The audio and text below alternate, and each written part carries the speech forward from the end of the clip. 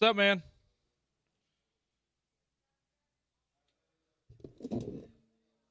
Hello, OC. Got me?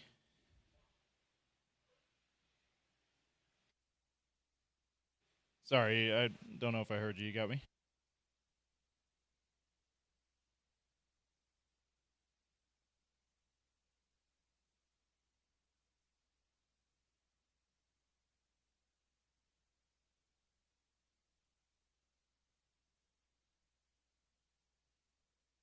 Yeah, I got you.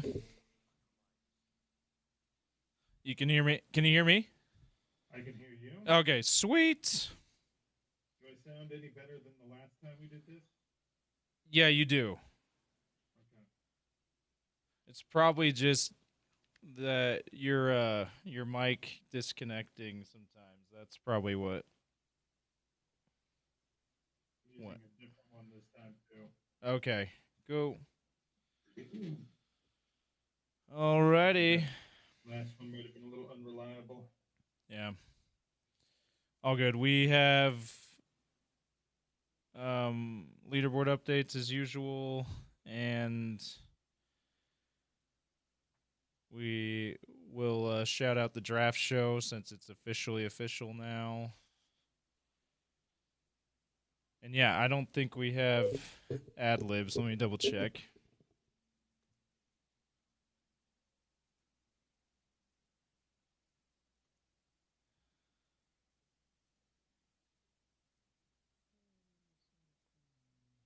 Oh, I lied. There's advanced windows. I'll put it on the rundown. Okay, cool. All right, let's get started. How's everything? California, everything good? Everything's fine. Yeah, just one of those things, man.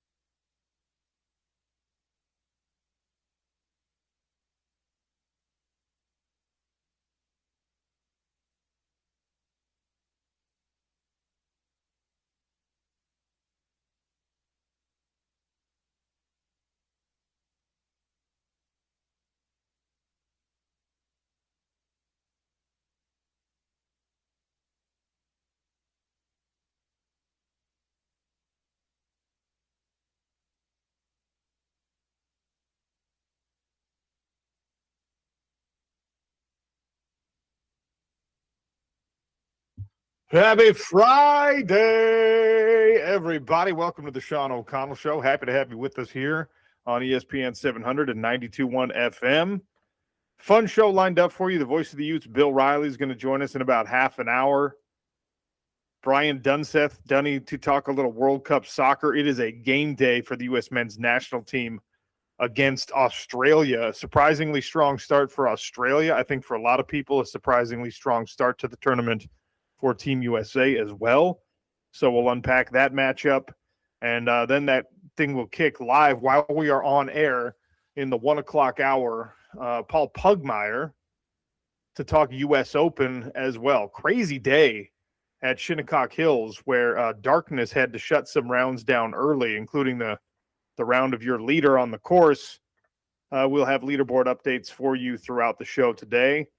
But Wyndham Clark had to shut it down early yesterday, and then he had to start again early today. He actually set a record at Shinnecock Hills, a record round at Shinnecock Hills yesterday. After all that conversation we had about how difficult the course is and only 3 people have ever finished a U.S. Open under par at Shinnecock Hills, Wyndham Clark, bang, best round ever in the U.S. Open at that course. So should be a lot of fun to digest that with Paul Pugmire today.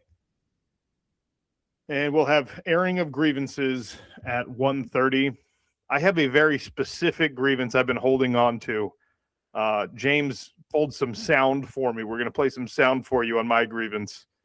And it's one that if you have a sports-centric dad, which I do not, I'm lucky enough not to. It's a grievance that if you have a sports-centric dad, it might really hit close to home for you. So that's a tease 2.5 hours before we're actually going to air the grievances. Yesterday was a wild one in World Cup play. What a treat. The Mexico-Korea game closing the action out last night. And, there's a strong contingent of supporters for the U.S. men's national team. There's a almost equally strong contingent of supporters in our home state of Utah for the Mexico team for obvious reasons, right? A large Mexican community in the state of Utah. And even like we were talking about yesterday, some of our own native Utahns have jumped on the El Tri bandwagon. Mexico gets it done. They advance out of group play. Couple of wins under the belt right now. And Korea almost late, almost equalized on a really like a point blank header. Just an incredible save by the Mexican goalkeeper. And then the rebound, it was kind of bouncing around, and he's effectively on his knee/backside and has to gather the ball out of the air as another Korean striker is coming down to try to put that thing away. The replay, the second angle replay, the slow motion replay, the over the head replay just shows the margin for error in these World Cup games is absolutely nil. Korea had just a couple attempts on headers in the box that they weren't able to put in the back of the net. And so Mexico advances. Mexico will be out of group play. And obviously the folks down there, this one was in Guadalajara, I think. They were going absolutely bananas. You think that the New York Knicks victory parade in New York City was crazy.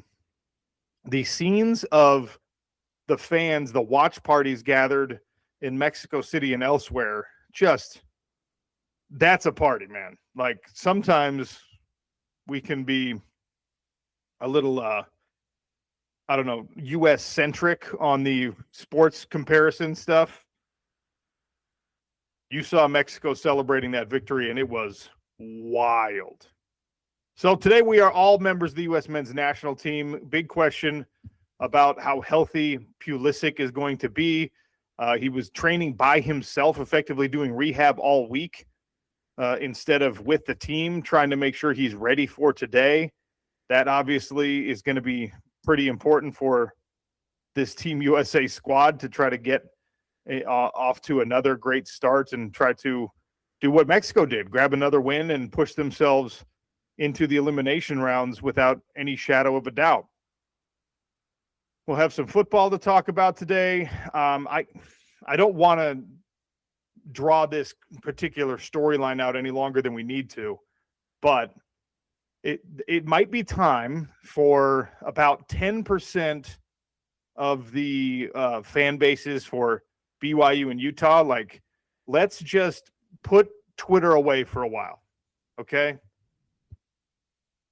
I think I said last year, I guess it would have been roughly this time last year, maybe a little bit earlier in the calendar year.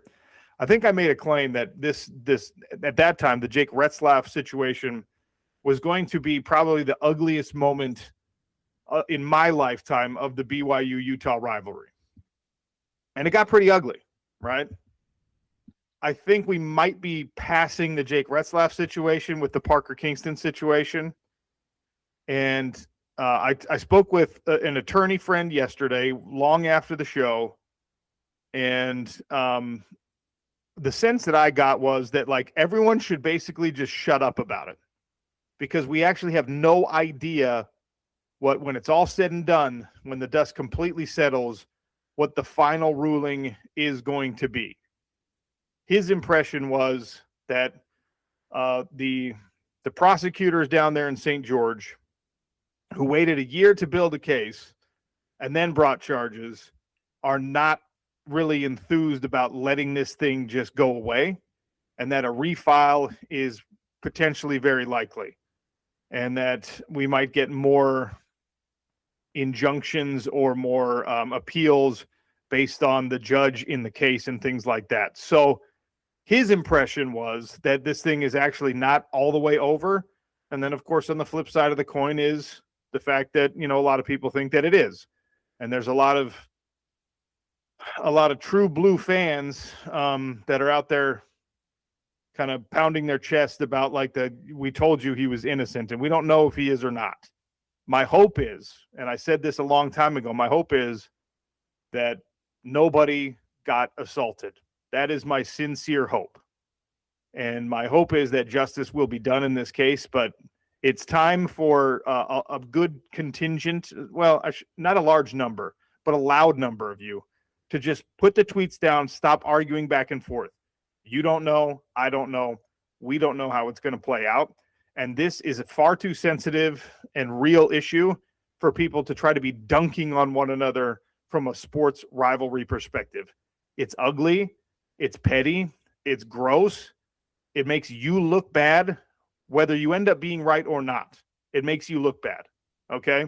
And some of these tweets and arguments are coming from people who are like respected figures, former players, things like that. Stop what you are doing. That's my public service announcement, and we'll be done with it there. James Peterson in our Broadway studios, holding things down as usual. James, how are you? Doing great. U.S. men's national team, Australia, the Aussies aren't good at soccer at all. Like, why are you even trying? We're at home. Let's get it done. USA, let's go. So that's what I'm thinking a lot about that today as we got a World Cup game on tap today. NBA draft, we got a draft show lined up. We got the location nailed down. Engine Room over by the ballpark, 1388 South, 300 West, 6 p.m. on Tuesday. Pumped for this. I'm reading a ton about what people think the Jazz will do. It sounds like it's all over the board. I still think it's either AJ or Darren, whichever one doesn't go number one. But there's so much noise about Boozer. What I'm wondering is this Danny and Austin trying to do a smokescreen for someone else who loves Cam Boozer and trying to get them to trade up for him? But I don't know. Maybe it's real. I have no idea. On the drive with Spence Checketts yesterday, our guy JP Chunga, voice of the Royals, voice of the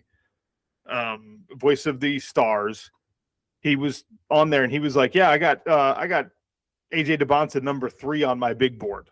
I was like, "What? What?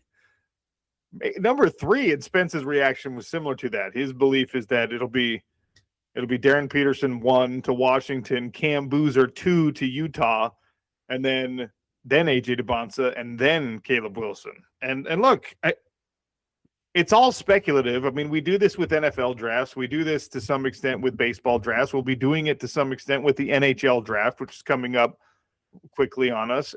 We don't actually know. And the only people whose opinions really matter are there's 6 people in a room at the Delta Center who are hammering this thing out, and everyone else is just throwing stuff against the wall, even in a year where we feel like we are so certain. That is one of the great conundrums of sport, right? The reason we love it is because it constantly gives us unexpected results. The reason that we feel like we're informed and we feel like we're experts is because some things in sports are predictable, and then the curveballs that come is actually what we love about it. The upsets, actually what we love about it.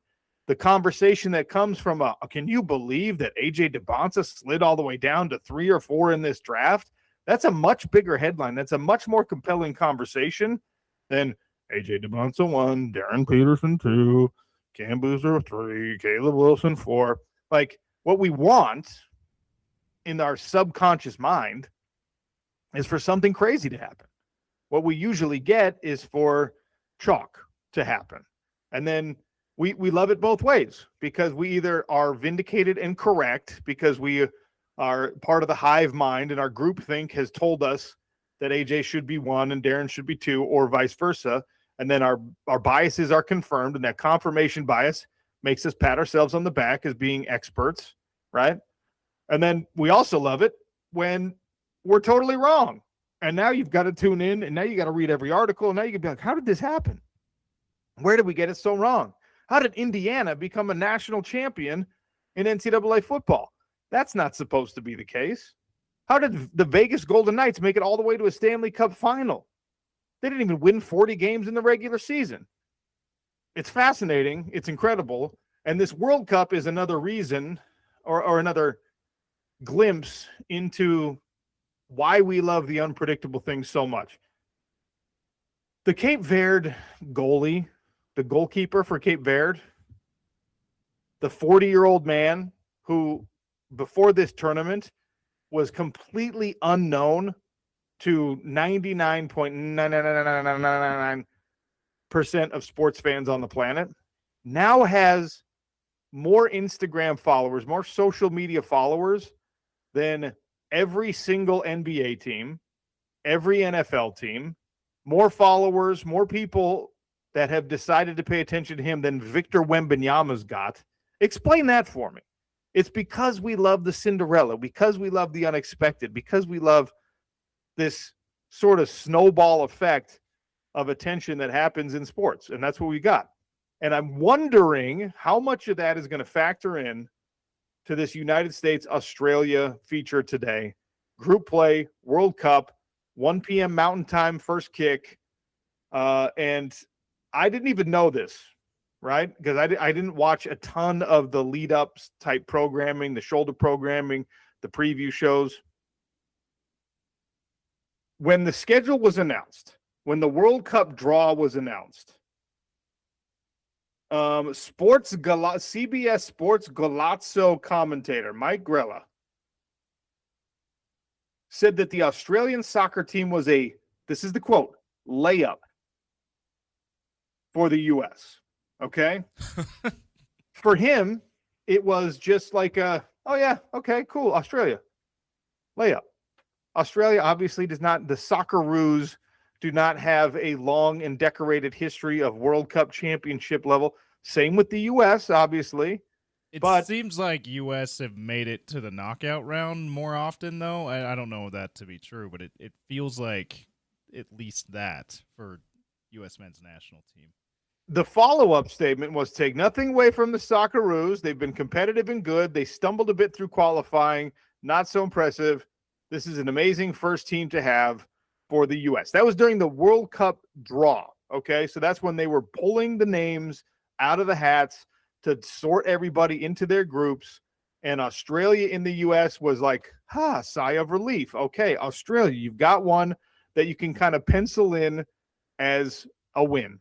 Well, he used the term layup, and that has been the bulletin board rallying cry. That has been the call for Australia.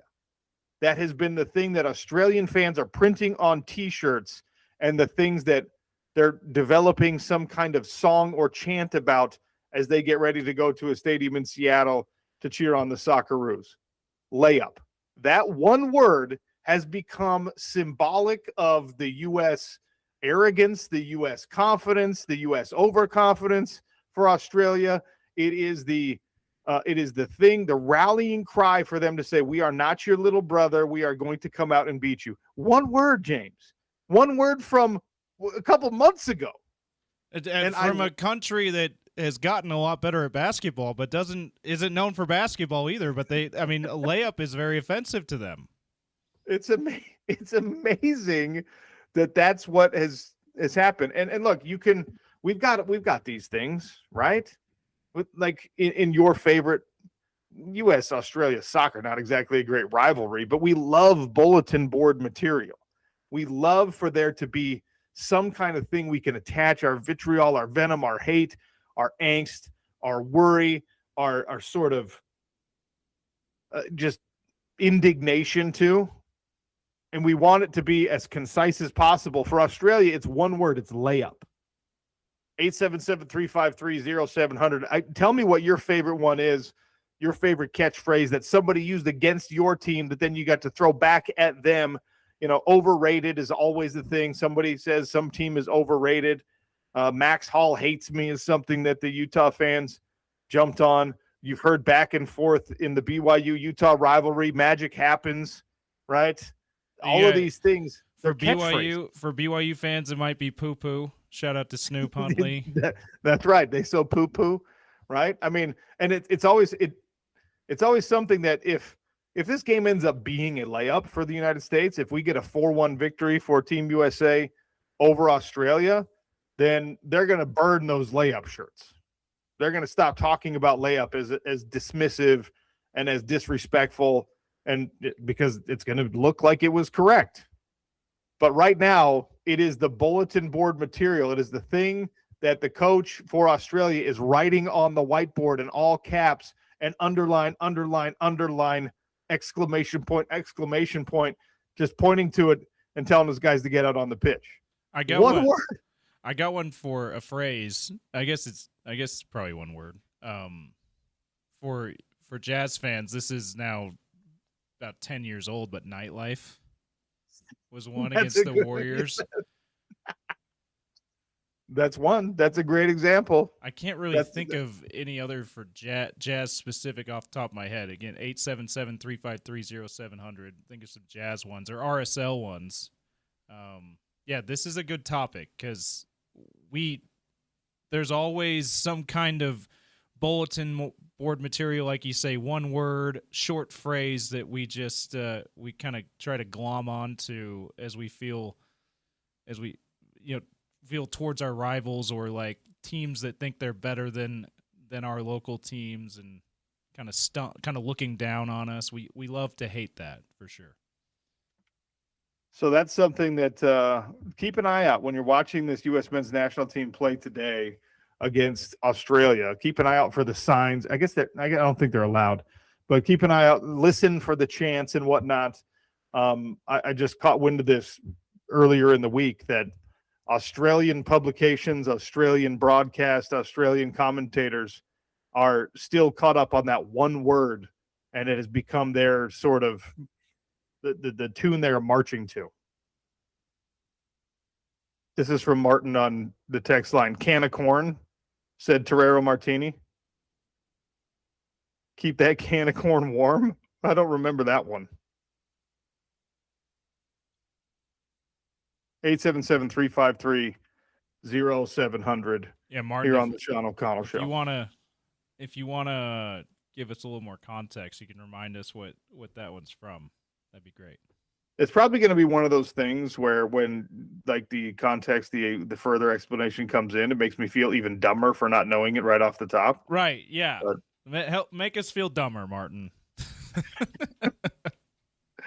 In other big news, remember the Protect College Sports Act, the sweeping federal bill, the bipartisan bill that we were talking about, proposed by Ted Cruz and Maria Cantwell as this potential exemption for the potential antitrust exemption that would enforce salary cap in college football, that would allow for Pandora's box to be at least partially shut and single transfer and things like that coming back in. Well, the Commerce Committee from the Senate, which is apparently the first barrier that this bill had to get through, passed this through Thursday morning to move the bill toward a full Senate vote. So details in the proposal are subject to change between now and the actual vote. So you can kind of tweak things, and they potentially will tweak things. And obviously those tweets are going to be based on feedback for what? You're going to be told, whether publicly or behind the scenes, hey, this is going to get you the votes that you need. This revision might actually secure more support for the bill.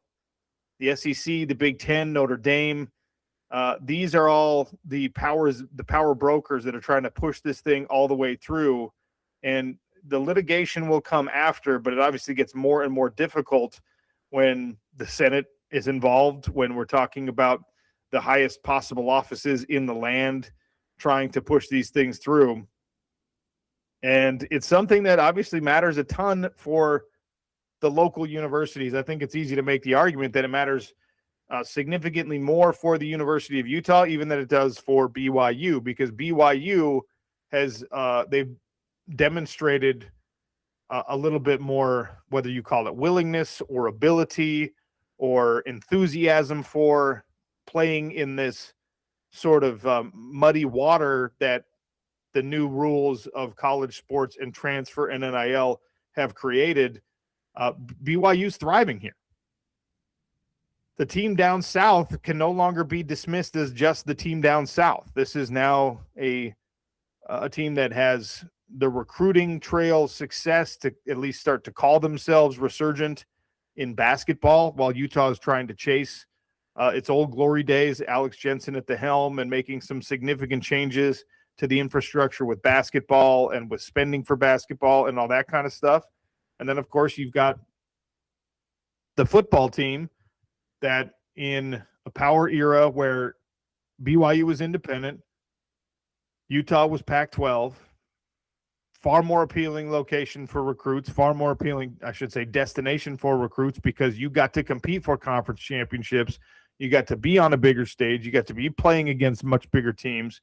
And it was just the higher level of football. Well, BYU gets invited to the Big 12, and that by itself, not a fix. That by itself, not because the Big 12 without Texas and Oklahoma is a lesser version of what Big 12 football used to be. Now that we're members of the conference at the University of Utah and at BYU, like no one can say anything else.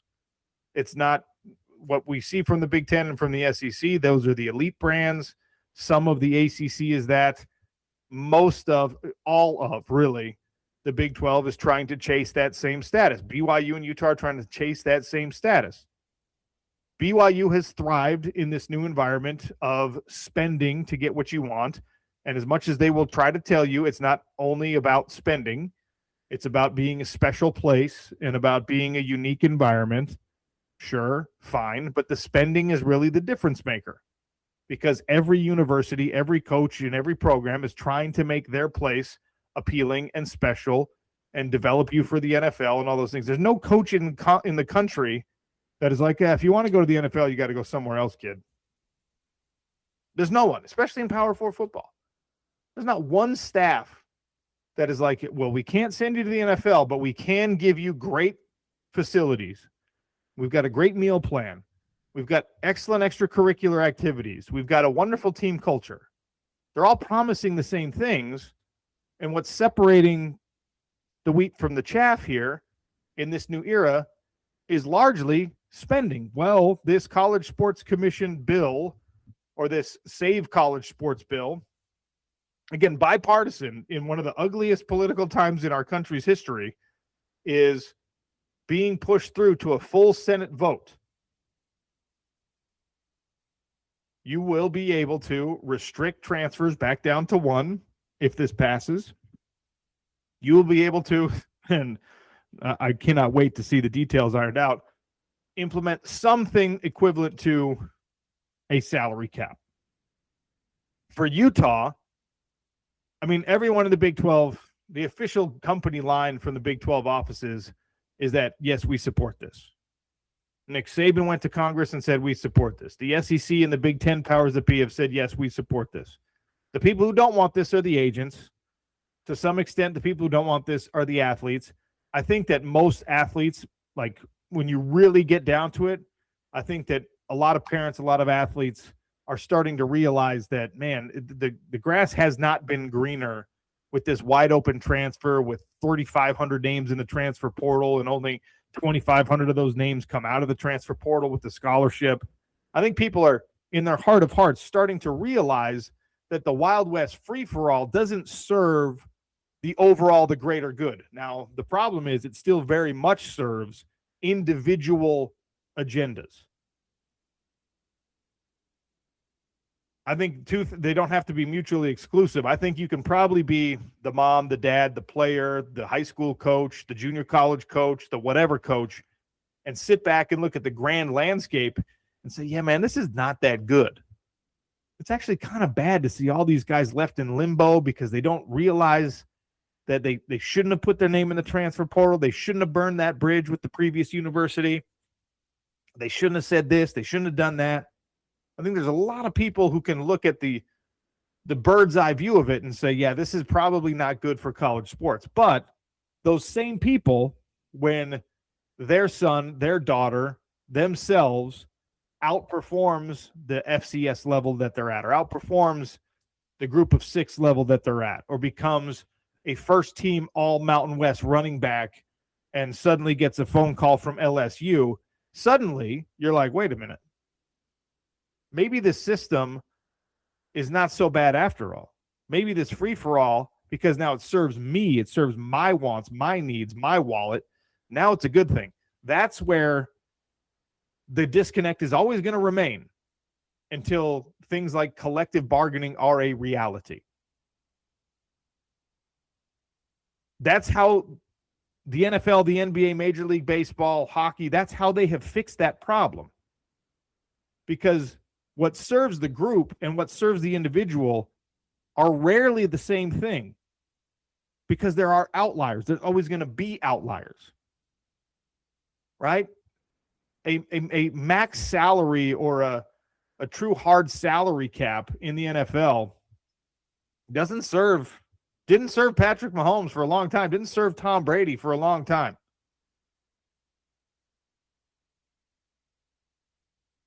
So now we've got to see if the Senate, a full Senate vote, approves this reform for college sports. Some breaking news. Christian Pulisic is out for the game against Australia today. Not able. He was working hard to get back to full health. Not able to go, it seems. Potentially problematic for the U.S. men's national team against a plucky Australian squad. You know, we'll have a thought on that. We might have some perspective on that. Bill Riley, the voice of the Utes, who obviously was the voice of RSL for a very long time and a guy who loves the beautiful game. We'll talk to him about the U.S. men's national team matchup today. We'll also talk about the Otro Capital deal going final and much more.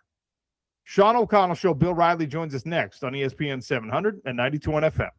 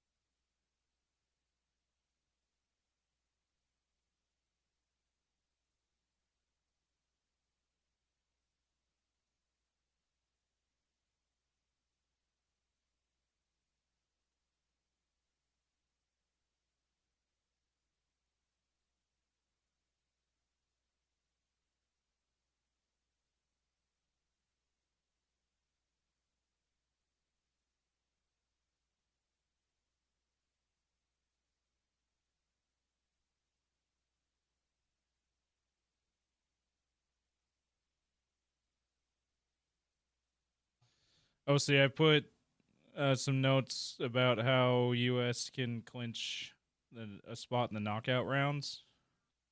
So something you can talk to him about. It's the Athletics soccer insider Tom Bogert is reporting that Pulisic is out. I haven't seen it from anybody else, but that's where that's coming from.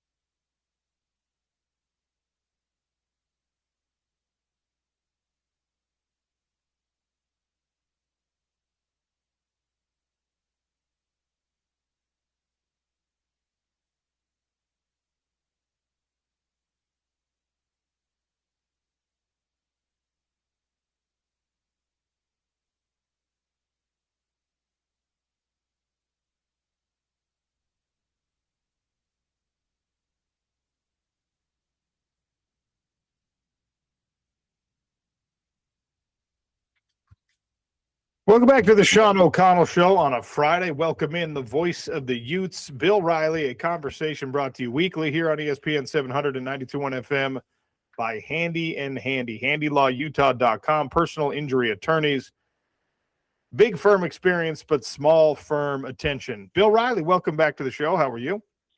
Sean, I'm good. Wishing I was in Seattle at Lumen Field today, but doing okay. 76 days to kick off. Excited about football. Excited about USA today against Australia, and ready to go. How do you react to the news we just got? Mauricio Pochettino confirmed with Jenny Taft that Christian Pulisic will not play against Australia today. Not surprised at all. He didn't train with the team all week long. So when you're not training with the team and you're doing work on the side, I didn't have any thought that he would play today. When I saw the last 2 days he didn't train with the team. So if this was an elimination game, I think you'd see him probably try to play. But because it's the second game in group stage and because they have 3 points in their back pocket, I think it's probably the wise move. And as key as he is, and he might be the most important and influential player for the team, they do have options. My expectation, just a guess, 18 years and calling some U.S. men's national team games over the years. I know a little bit about the beautiful game. I'm going to guess Tim Weah probably gets the start with his World Cup experience. Probably goes 60 or so minutes, and then I think we probably see Gio Reyna slot in as a second half substitution, depending on how the game's going. If they need a goal, if they're up a couple of goals, maybe they go more defensive in the midfield. But not really surprised. I bet we probably see him against Turkey next Friday, but not real surprised by the news. Ricardo Pepi getting the start, according to Poach. Really? In place of Pulisic? I've been on air, so I have not been able to listen to the soundbite itself, but in his conversation with Jenny Taft, this is the Fox Sports report. Okay. He's out, and Ricardo Pepi to get the start. So, interesting. Okay. Interesting indeed, going with an additional forward. Okay. All right. We'll see what Poach decides to do with this lineup today. It's going to be a physical game. Australia, as you know, tend to be very physical in all they do, whether it's basketball, Australian rules football, rugby, whatever it is. The Socceroos are going to make it, and I think that's another reason why they didn't want to risk Pulisic today too. Even if he's close to being back, Australia plays a very physical brand of soccer, and I think they probably want to lessen the chances that he's out and aggravates it even longer. So I would expect a low-scoring, physical game today in Seattle in, about 90 minutes from now? I know you do love the beautiful game, and you've called it for such a long time. And, you're always going to enjoy watching this World Cup. But seeing your home country host it, seeing your hometown, your original hometown, be one of the host sites. Yeah. And like all the accessory stories and things that are coming out in the news and on social media and whatnot with all of that stuff. I imagine for me, this one has been even more enjoyable than a typical World Cup. How do you feel? I mean, I'm old enough to remember us hosting in 1994, but it was just different. I mean, the United States wasn't playing a huge, though they had a great run, a surprising run there. The game in this country wasn't where it is today. But to see what this game, I mean, we're such a sporting country, and we can do big events so very well. To see these crowds, to see these events, whether it's in Kansas City or Seattle or Los Angeles or Atlanta or Miami or Houston or Dallas, everywhere you go, it's been met with just unbelievable enthusiasm by all that have been around it. I've been talking to friends of mine that are in Kansas City and family that are there, and it's just, Kansas City's got not just the games themselves, but England, Argentina, the Netherlands, and Algeria are all base camping in Kansas City as well. So there's hundreds of thousands of people that are there just to see their favorite national teams practice and train. I just think it's been phenomenal. I thought last Friday night the atmosphere at SoFi for the U.S. men's national team is so great. And the other thing is too, I've called enough of these games over the years and seen them. A lot of times in these buildups and these friendlies and these qualifiers, the United States will play, Mexico, or they'll play Panama or somebody, and it's a half and half crowd, if not more the other way. These crowds are decidedly American. I would expect the atmosphere up in Seattle today to be even better than it was last Friday down in Los Angeles. I think it's been fantastic. And I just think the United States so far, again, we're only a week into this thing, but I think it's carried off well. Same thing in Canada, up in Vancouver and in Toronto and down in Guadalajara and Mexico City. I just think so far the games have been really good, and for the most part, and the atmosphere's been off the charts. Yeah, so far so good for the World Cup tournament, and of course we'll be paying close attention the rest of the way, and hopefully U.S. men's national team can do what Mexico did last night, and they can punch their ticket after 2 games. They can punch their ticket out of the group stage. How likely do you think that is? It would take 3 points. I think it's likely. I mean, and again, Pulisic not being in is a big deal, but they're better than Australia. This is the most deep and talented roster the United States ever had. I think it's even if let's say they drew today and they drew 1-1 or 2-2 with Australia today, I still think it's likely they're going to get out of the stage and maybe even still win the group with a draw today. So I like the United States chances. I said all along I thought that they would get to the quarterfinals. Depending on the health and how they decide to play, there's a chance they could get beyond that. But I certainly think my expectation was win the group and win at least one knockout round game, and I still think they're on par to do that. Bill Riley is our guest here on the Sean O'Connell Show. Conversation brought to you weekly by Handy and Handy, HandyLawUtah.com. All right, let's talk about the University of Utah. We talked about it. We wondered about it. We speculated on it. The Otro Capital deal, the first of its kind private equity partnership between Utah Athletics and private equity firm Otro Capital to create Crimson Brand Partners and a new era of Utah Athletics is official. It is signed. It is sealed. I guess we now get to see what the delivery looks like. You just mentioned we're 76 days away from kickoff. Is there anything in your mind? Are we going to notice anything different about this capital infusion, this cash infusion in the 2026 football season?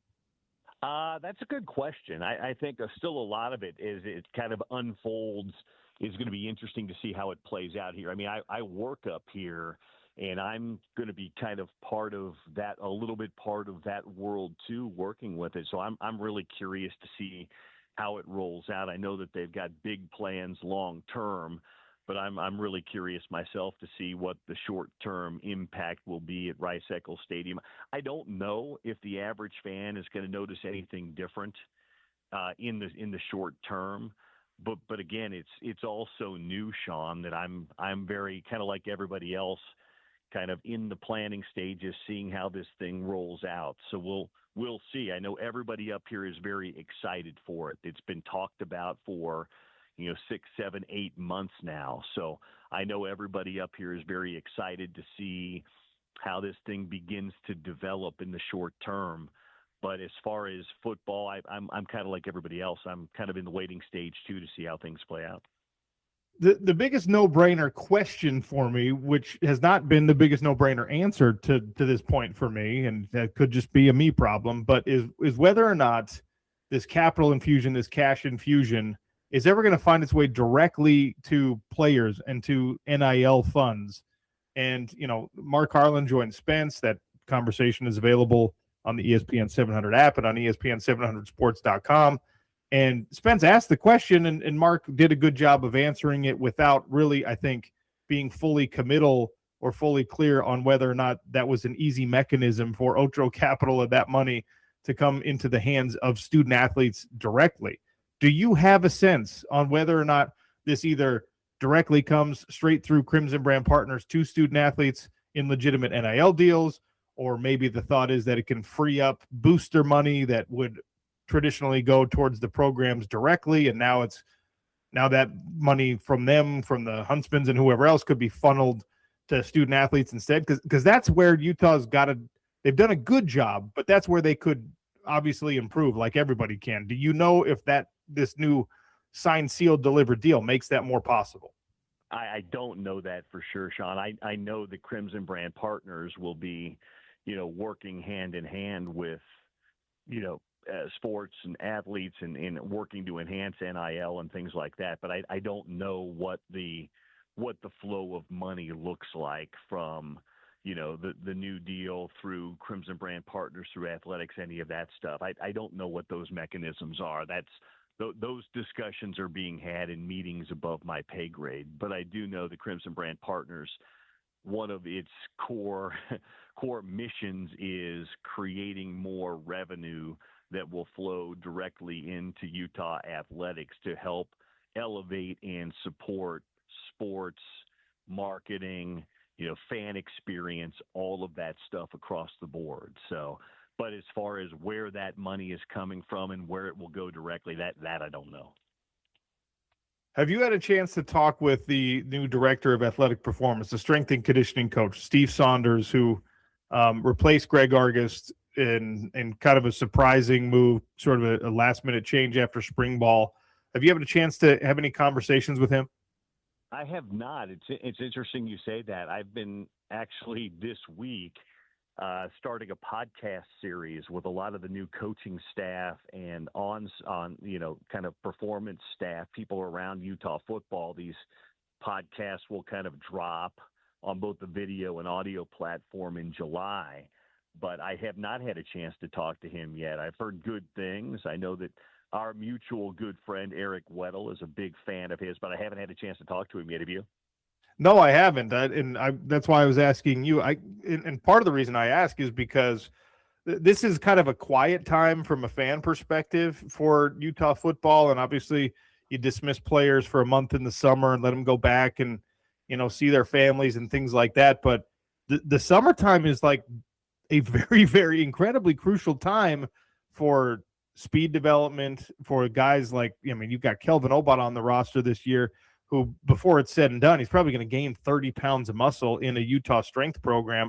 How much of that is coming on this offseason? Is his body adjusting to it well? These are really, really crucial months for Morgan Scalley and his staff, but there's also rules about how much they can be in contact with the team, where the strength and conditioning coach, he effectively becomes your head coach in this time of year. And that's why I want to talk to him, and I wanted to see if you did. No, I haven't had a chance yet. It's funny you mentioned Kelvin Obot. I did have a nice, long conversation with Jordan Gross. And I asked him, I said, Jordan, what's something Utah fans would want to know about Kelvin Obot? Because you know him. You've coached him. You've known him for 3 years. He's kind of like one of your own. He's followed you here from Fruitland, Idaho. And he said he is the most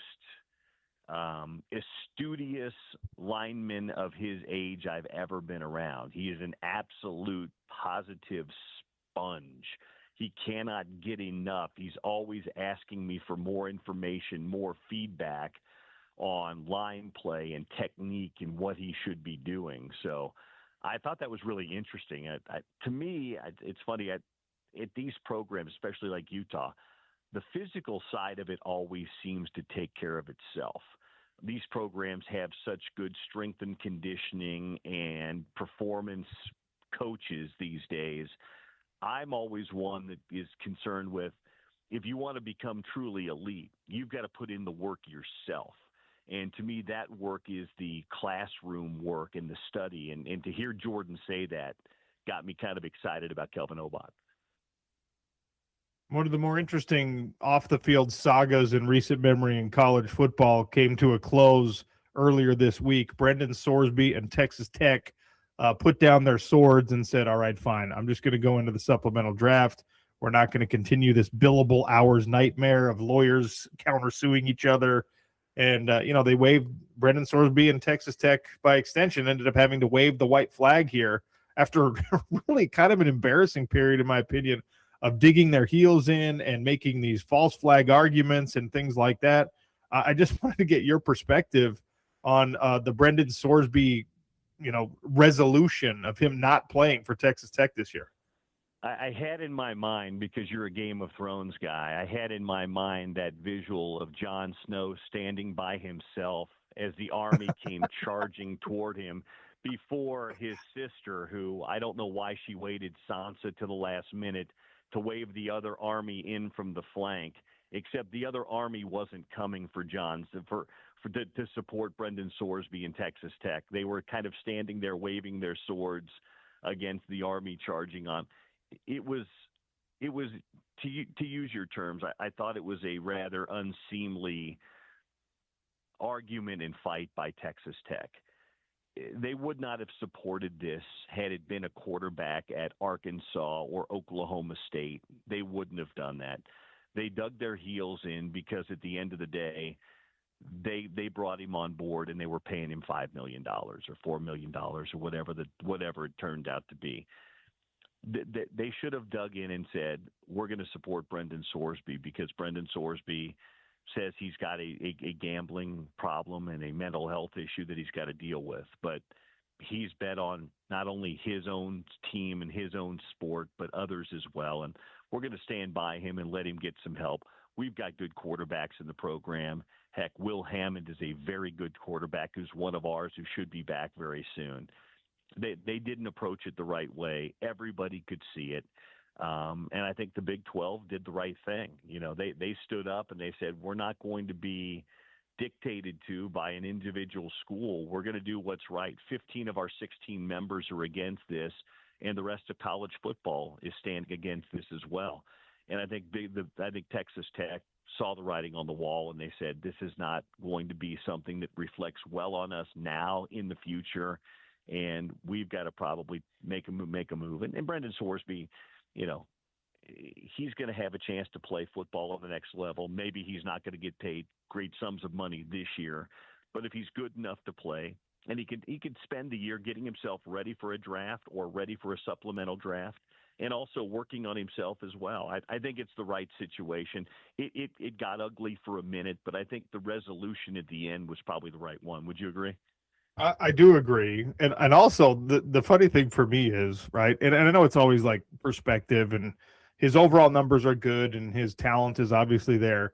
But if you just took the snapshot of Brendan Sorsby at Rice-Eccles Stadium last year, you would not even believe that this national news story, this fight was all over that guy. Because, I mean, he's vulnerable as a quarterback. He's someone that if you've got the right film study ahead of time and you got the right defensive pressure, you can make him look really, really bad. I don't think he was going to be the savior of Texas Tech anyway, but I think the right thing happened at the end. Well, I do too, and I think the numbers were, Sean, correct me if I'm wrong, I think he's 0 for November the last 2 years. I think he's 0 and 8 or 0 for something like that, close to it. The last 2 years in November, he did not play well. Utah gave the game plan or blueprint to everybody else. And if you read maybe Bruce, I think it was Bruce Feldman's article in The Athletic, he talked to some Big 12 coaches, and I'm not so sure one of them may not have been on the Utah staff. They were all anonymous, but he did not play well against press man and defenses that really got after him, and Utah did that. They had a couple of one big run and one big pass down the field, I think, to Cyrus Allen, but he was 11 for 33, 2 picks. Yeah, he didn't play well. And I think he's got some tools to be a good quarterback, but I'm not so sure. I'm not so sure that he's going to be a top-end draft pick. I think if he goes in the supplemental draft, it might be a 4th or 5th round pick. Some of that might have to do with the off-field stuff, but some of it might have to do with the football stuff as well. Should Cincinnati be getting phone calls right now also? Because, you know, Sorsby, his agent, this watchdog organization, I can't remember which one, that one of the apps that flags irregular activity, allegedly told Cincinnati before the 2025 season, and Sorsby's agent said they knew for 2 years, and they kind of did the Homer Simpson fading into the bushes thing for most of this conversation.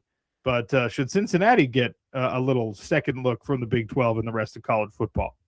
Yeah, I think if you're doing the right thing, you probably should. Everybody might just want this thing to go away. But if I'm somebody else that's not a big fan of Cincinnati, maybe I raise that question and say, how much did you guys really know about what was going on with this young man when you brought him in and for the last couple of years? I think everybody, now that we've got this resolution, he's not going to play college football anymore. I think a lot of people would probably at Cincinnati too, would probably like it just to go away. Will the University of Utah be among the many schools that are calling Parker Kingston and his representation in these next few days? I don't think so. I mean, I don't. According to what I read, charges might be refiled again. According to the story that I read, I'm not sure that anybody really wants to touch that right now, and unless there was an absolute resolution on it. But if something could come back to surface again, I'm not sure if you're a program, if you would want to bring that in and then have it, and then have him to still have to deal with a legal situation. So I don't know that. I haven't talked to Scally or anybody about that. It would seem unlikely to me, though. What about? I mean, do you think he's fielding a lot of phone calls from schools? Well, I know that there were some that were interested, and there was even some SEC schools, and I think there's two reasons for that, because I think in the SEC they only care about like the letter of the law. They're not worried about any of the PR stuff associated with it. So if he was all the way exonerated, all the way cleared, then it would make sense for them. But because there is that sort of hanging question mark, I think it changes the dynamic significantly. And I said on the show yesterday that, like, let anyone else call him, Utah can't. It just doesn't make any sense. Too close to home. The rivalry obviously plays a huge part in how people are going to feel about this. And the fact that, Morgan Scally is a first-year coach only adds to that. So I think that for many, many, many off-the-field reasons, but even on-the-field reasons, you don't even entertain that idea as the University of Utah. Well, Utah's got here's the other thing, though. Utah's got a really good wide receiver room this year.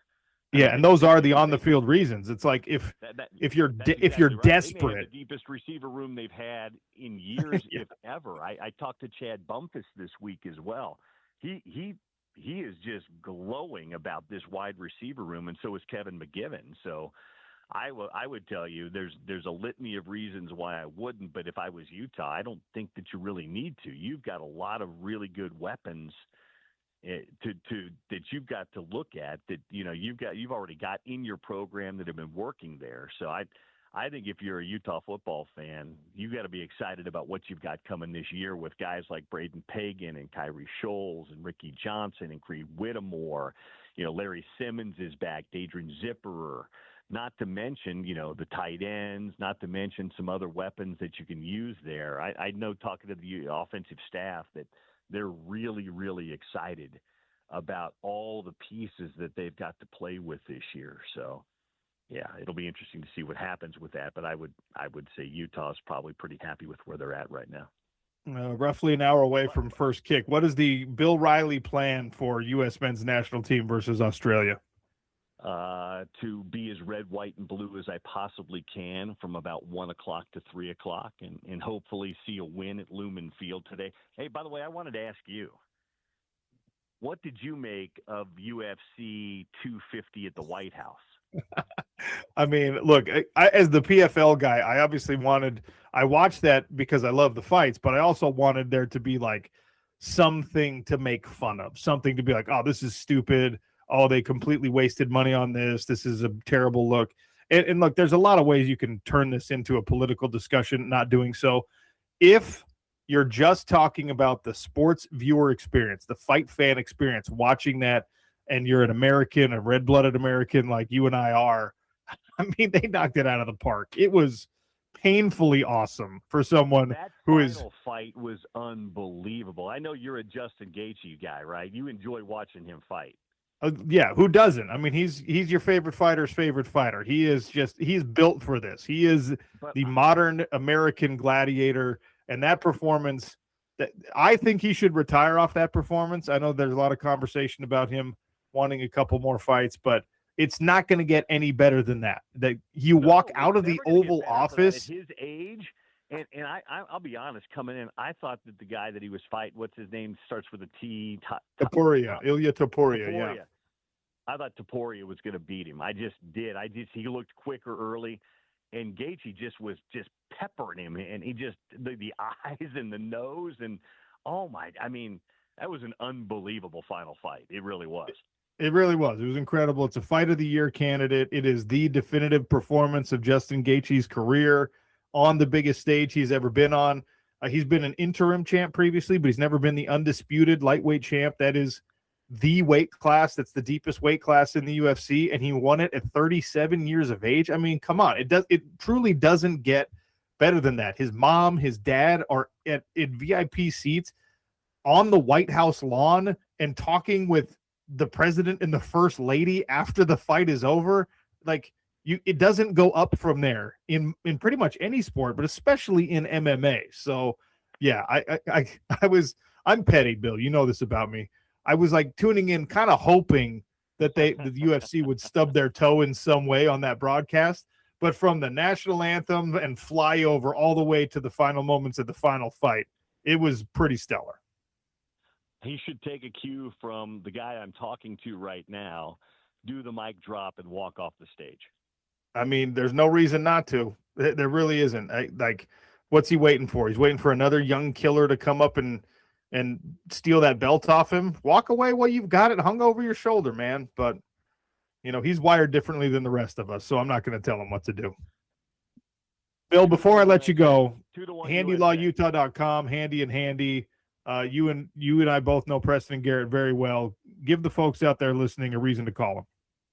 Well, I hope you don't have to, because if you don't have to call Preston and Garrett, it means that you haven't gotten into a car accident or haven't been injured on the job or someplace, and you don't need that representation. But if you have, you want somebody on your side that will do a great job for you. And that's what Preston and Garrett Handy will do. Over 50 years of law experience, trial experience on their side. They're great people. They're going to handle your case like it's one of their own, and they're going to treat you the right way and get a settlement that works for you and yours. So you want those people that will have your side and fight for you, and that's what the law firm of Handy and Handy will do. You can find them online at HandyLawUtah.com. Great guys, great firm, great experience, and great supporters of ESPN 700 and the University of Utah as well, Handy and Handy. Bill, appreciate your time today. Enjoy U.S. men's national team action, and we'll chat again soon. Thanks, Sean. Talk to you soon. That's Bill Riley, voice of the Utes, brought to you by Handy and Handy at HandyLawUtah.com. Personal injury attorneys, big firm experience, small firm attention. All right, we've got U.S. men's national team starting in about an hour. We've got a PGA Tour leaderboard update coming your way. We've got Brian Dunseth next. The Sean O'Connell Show on ESPN 700 and 92.1 FM.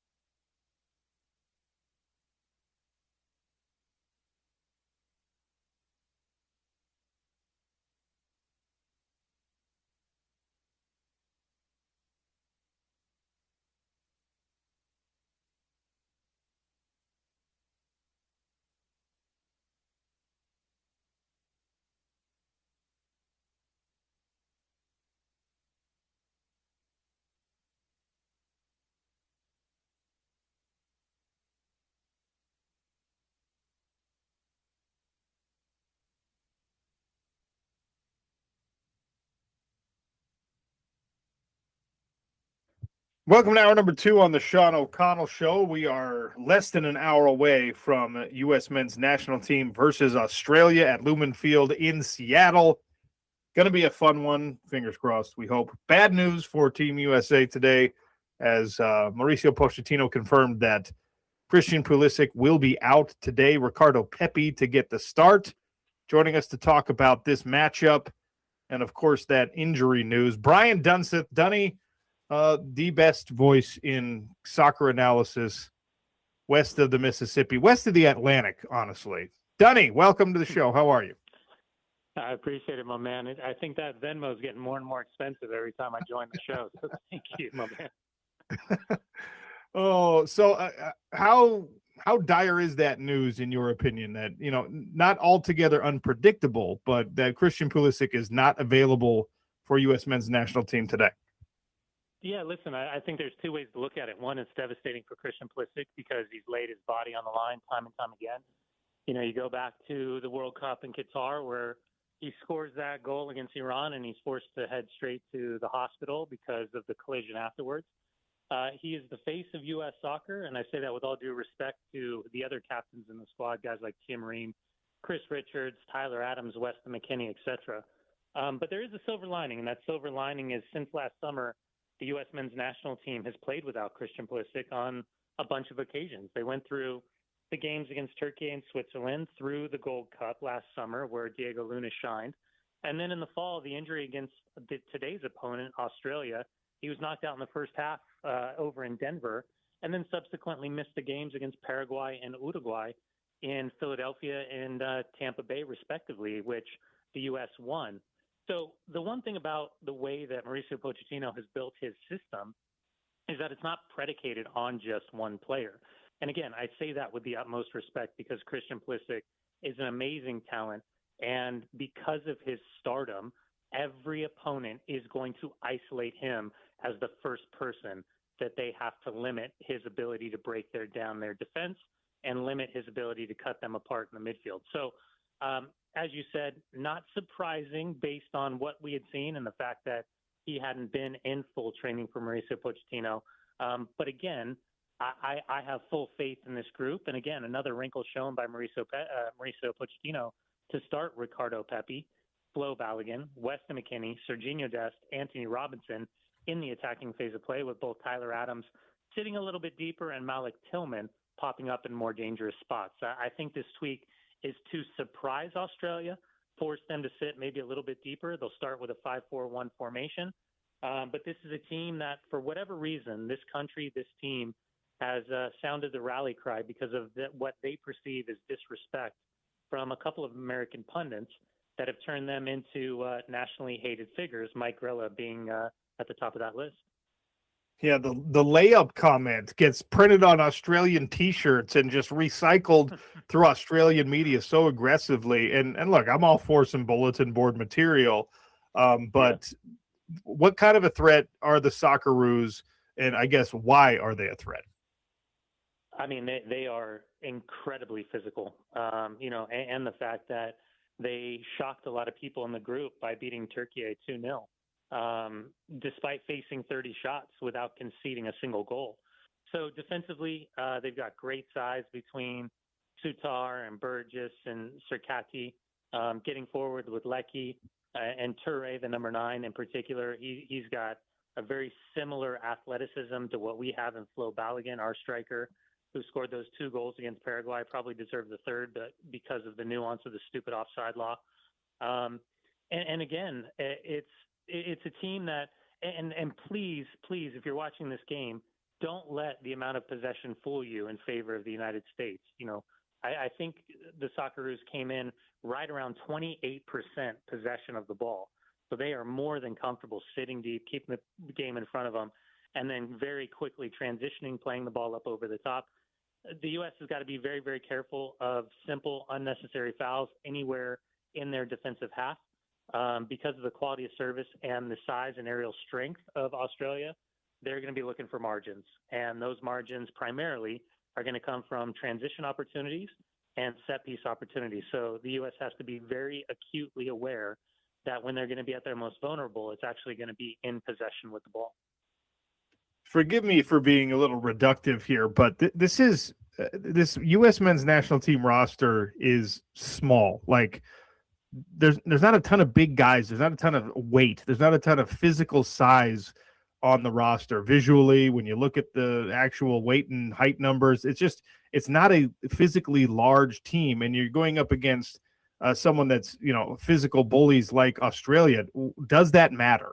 It's because it's soccer. It's not football we're talking about, but I imagine it matters on some level.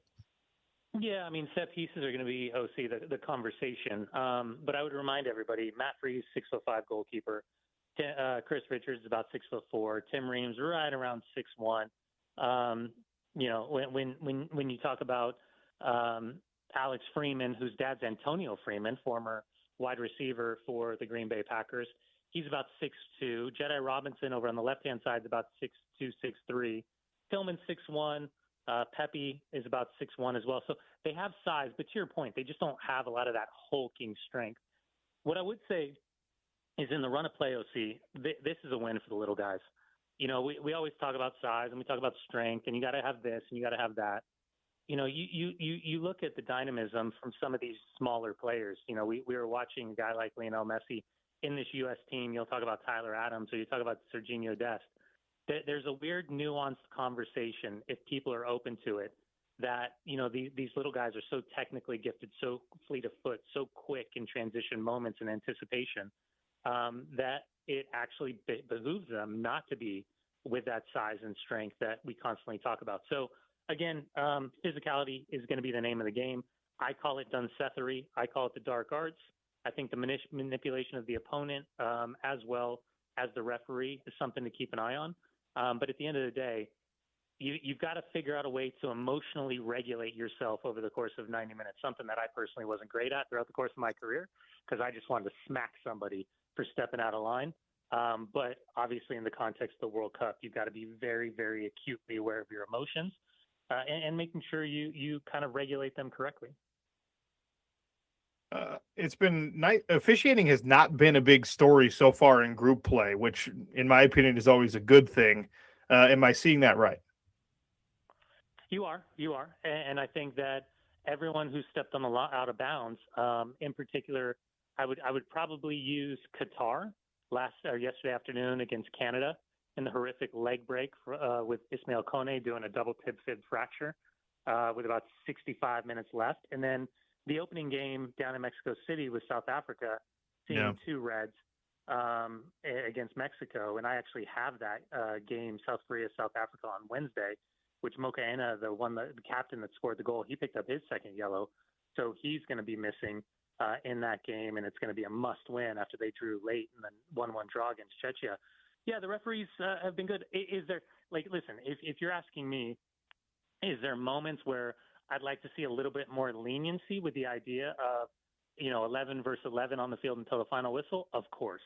But again, you have, I don't know, OC, how to properly put this into words for kind of the average American sports fan.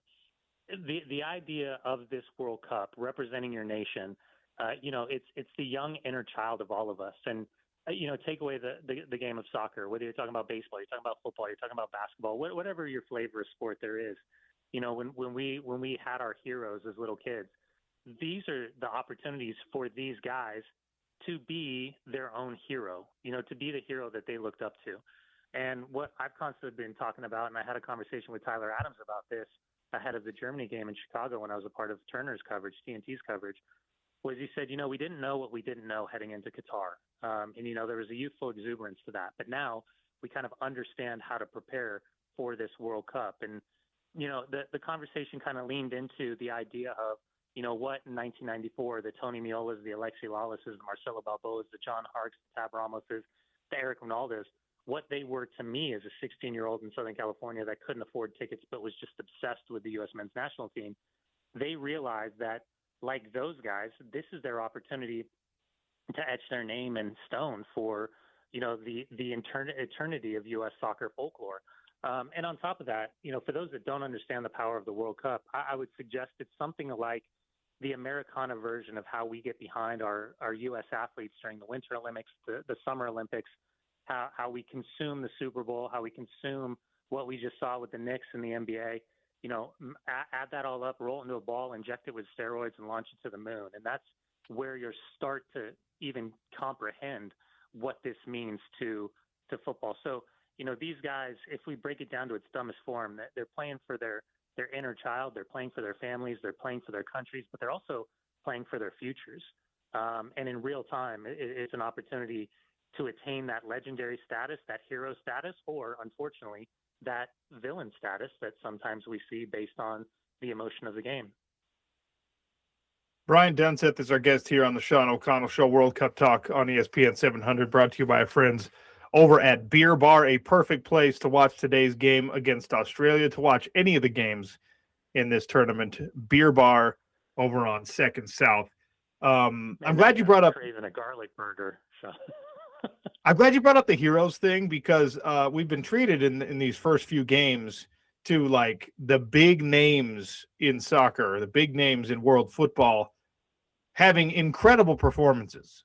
Haaland with 2, Mbappe scored 2 goals, hat trick from Messi, Kane with 2 goals.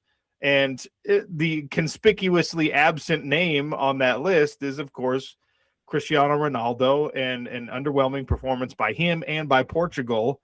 He's 41 years old. His coach was asked about benching him and dismissed the idea. The conversation around Cristiano Ronaldo being past it, or maybe even hurting his team at this point, is it exaggerated? Is it appropriate? Give me the expert opinion on Ronaldo in this World Cup tournament.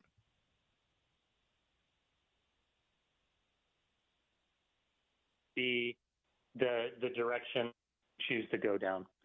I would probably leave it best to Thierry Henry, who near the end of his career had similar challenges as Cristiano Ronaldo does for both club and country.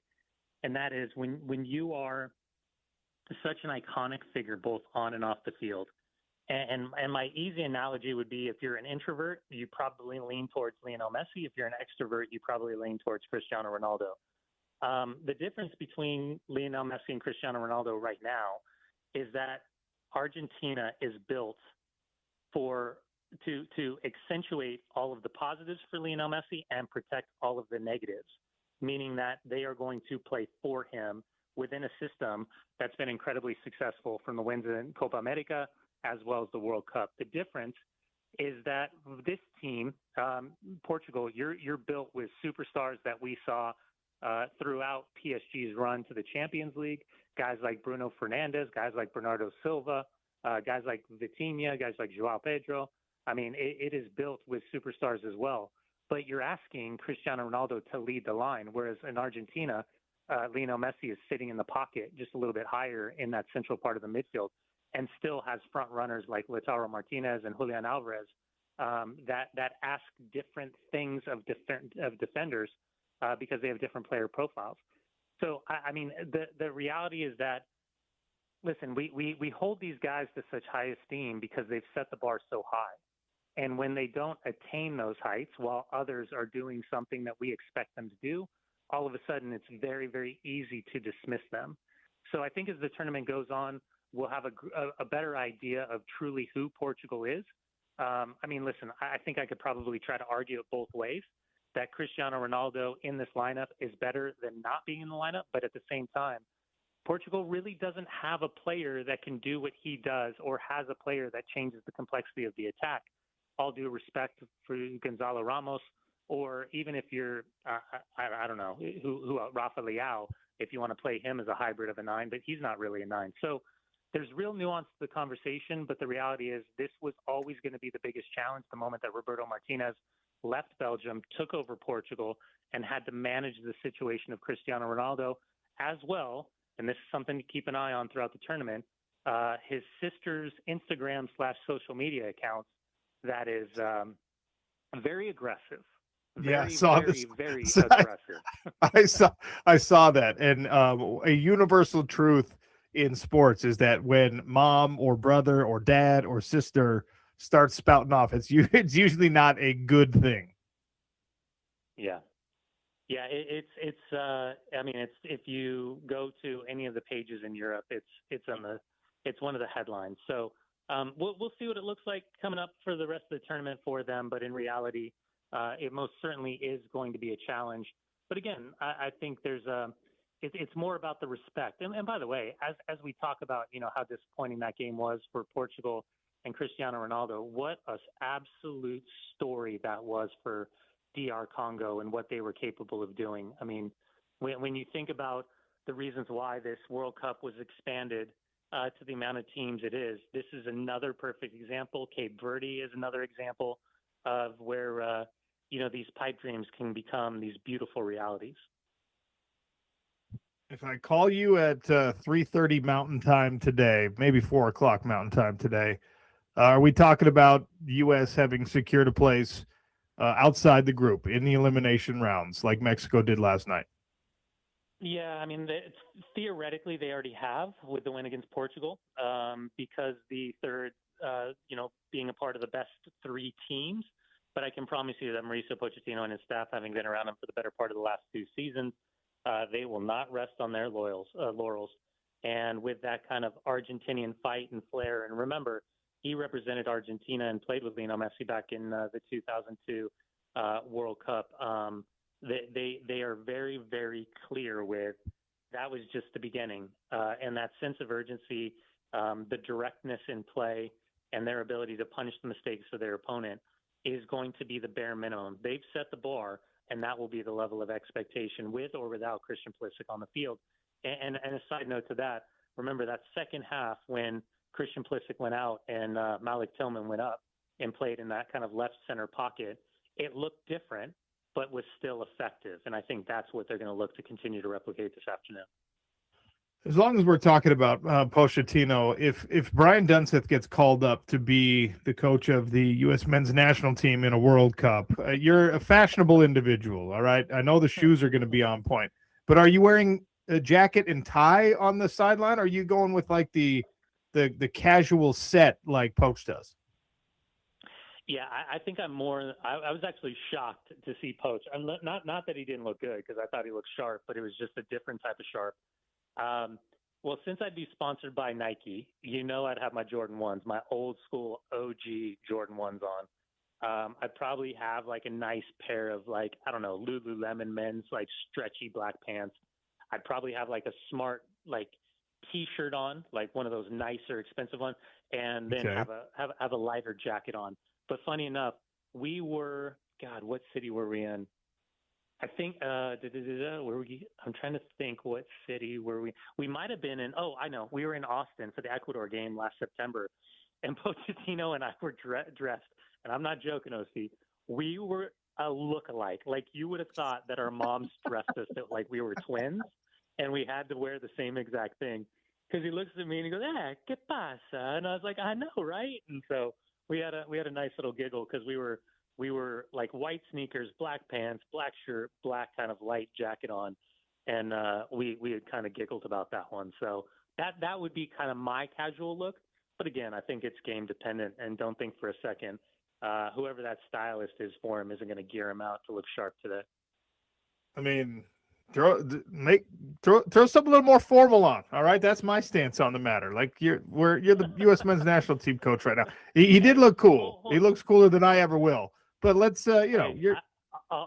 All I know is that if you're wearing a suit and tie on the sidelines in the middle of summer here in the U.S., you are sweating through orifices you weren't sure that you're even aware of being able to sweat through. So, you got to do whatever you got to do. Dunny, enjoy the game today. Thanks for your insight and your expertise, as always.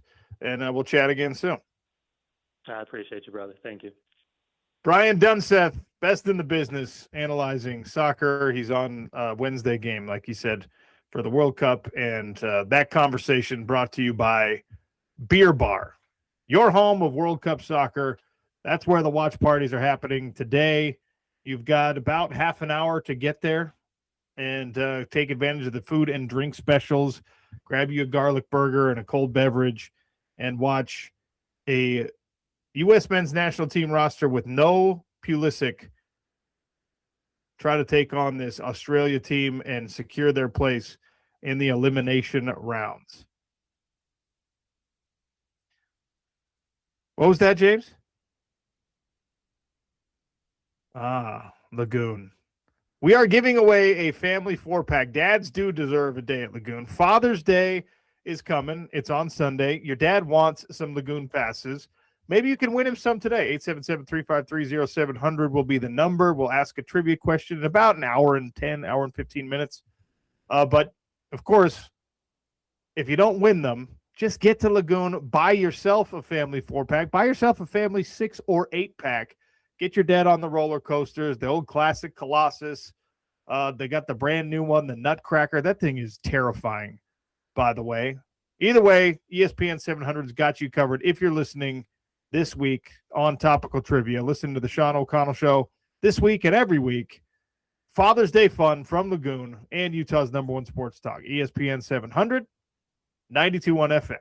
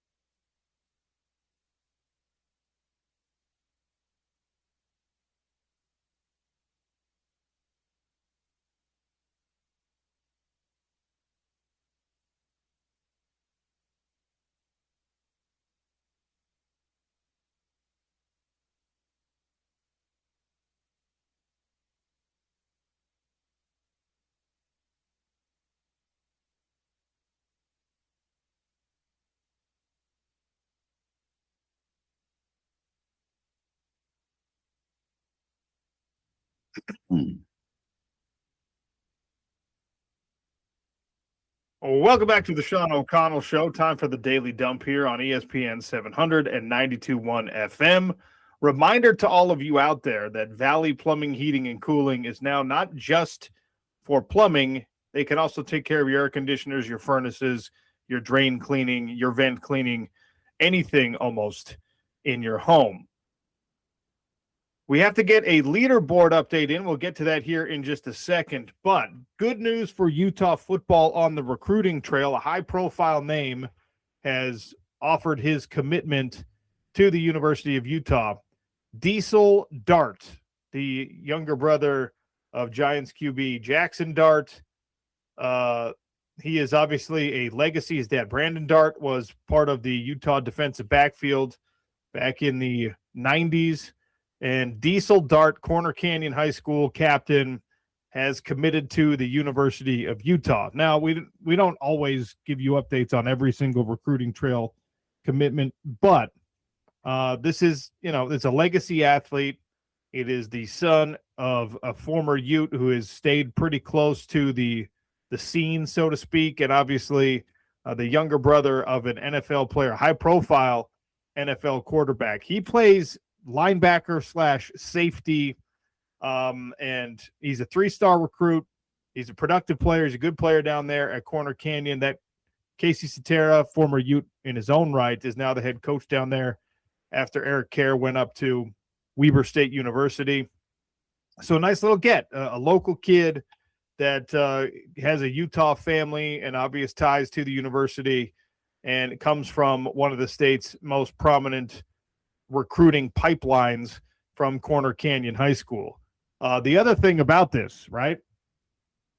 It is an incredible flex naming your kid something like Diesel, okay? Like that child, I don't know what his birth weight was, but if that kid is less than 10 pounds and you're naming him Diesel, you're taking a risk. And the Dart family must have known from the very, very beginning that this kid was going to be something physical, because naming your kid, I know a couple of kids named Diesel. My wife's cousin has a son named Diesel. Big old boy, big kid. There must just be like some divine intervention, some spiritual prompting that tells parents like, yeah, you're clear to name this one Diesel, because when you're naming an infant baby, they're tiny, they're fragile. You can't name a kid Diesel if he ends up being 5'8" and 117 pounds. Diesel Dart, big kid, right? 6 foot plus. He'll be 2 something by the time he fills out all the way. He probably already is. It's a flex when you name your kid Diesel. So congratulations to the Dart family on that name risk working out at the end of the day. James, you're a big guy. You got some size in your family. I don't know what your wife's family is like stature-wise, the men in her family. You could probably get away with naming the kid Diesel. Probably could. I'm not sure I would. Don't really. I mean, that's fine as a nickname, in my opinion. I'm not sure. All right. It's great as an actual name. All due respect to the Dart family, and I'm sure Diesel's going to be awesome. Isn't Hans's kid who's about to go to Utah State, right? Is that right? Hans Olsen has He's Rock, a right? son his son Rock. That's is the nickname, on, though. That's not his name, but it's still like you give that. It's his middle name. That's his middle name. Okay, so it is part of his official name. So it's part of his official name. So again, like if you're somebody like that, okay, so let's see, Rock would be the great nephew of Merlin Olsen, if I'm not mistaken. Yeah, the genes, you're pretty safe there. The great nephew, and his mom played volleyball in college. And his dad played football and wrestled and played in the NFL and played in the AFL. Like that one, you're playing a pretty high percentage. And that's how the Dart family is doing it too, right? I don't know if mom was a student athlete or was an athlete of any kind, but I'm assuming that you've got good genes on both sides because, big brother is an NFL quarterback. Little brother is going to be probably a starter at some point at the University of Utah.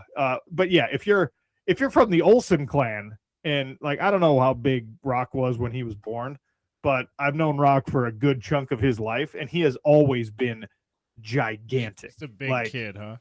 He was just like, you meet those kids, like you drop your kid off at preschool, you pick your kid up from kindergarten, whatever. And there's like one or two dudes that you're like, is that a kindergartner? And some other parent or some other teacher will be like, oh yeah. And they're as big as a fifth grader. Yeah. That's Rock. That's Rock. He's, I mean, he's like 6'7" or 6'8". The photos of him on his mission, he's in New Mexico, and doing a lot of work on like reservations and stuff. And you just have this big old corn-fed country-looking boy that's 4 times as big as everyone around him. It's pretty cool. It's pretty funny. So yeah, you're playing percentages. Like if I had a son, my wife's family has some height in her family. I'm not tiny, but I'm just a slightly above average size. I don't think I could name my kid like Freight Train O'Connell, or it's like Tank is another one that's been football players. Tank Johnson, right? Was a lineman. Like, and look, some of these guys, like if it's a nickname, sure, but a lot of these guys, it's like a given name. It's like it's on middle the birth name, certificate yeah, as a first or middle name. Yeah, so it's wild. That's a flex, man. That's 877-353-0700. Give me an example in your life, somebody like, I don't know, you name your kid Speedy, he better be fast. You name your kid Diesel, he better end up being something. You know what I mean? Did you see we got a text come in? As someone that's 5'8", I'm offended. Haha, I'm at least 180 pounds, but it's taken a lot of lifting and weight gainer shakes to get there. Yeah, and Shout guess out what? to you. Congratulations, 3655. However, if your name was Diesel, it would be a little off the mark. All right? Yeah. Did you also, going back to, bulletin board material for your favorite team that galvanized your favorite team, some negative bulletin board material? I forgot about this one. This obviously was before I was born, but I remember hearing stories about this. Woody Page, Around the Horn fame, Denver Post columnist in the 80s, a texter wrote in. I believe that's right. First round matchup against the Nuggets, he wrote that the Jazz have no heart. So heart is one of those from I the would Jazz. love if some prominent journalist wrote that I or my favorite team had no heart. That's the easiest one to disprove. Absolutely. If they're like, oh, you're too small, you're too slow, like I can't do much about that. I am probably too small and too slow. No heart? Come on. That's the easiest one to disprove, Woody. Moron. Really is. Love me some Woody Page though on the Around the Horn. R.I.P. to Around the Horn. All right, an update here in the Daily Dump on the Utah basketball front. Remember when we were talking about the Israeli commit Noam Yokov, and like there's been paperwork questions, there's been eligibility for an NBA draft process questions, there's been all these things.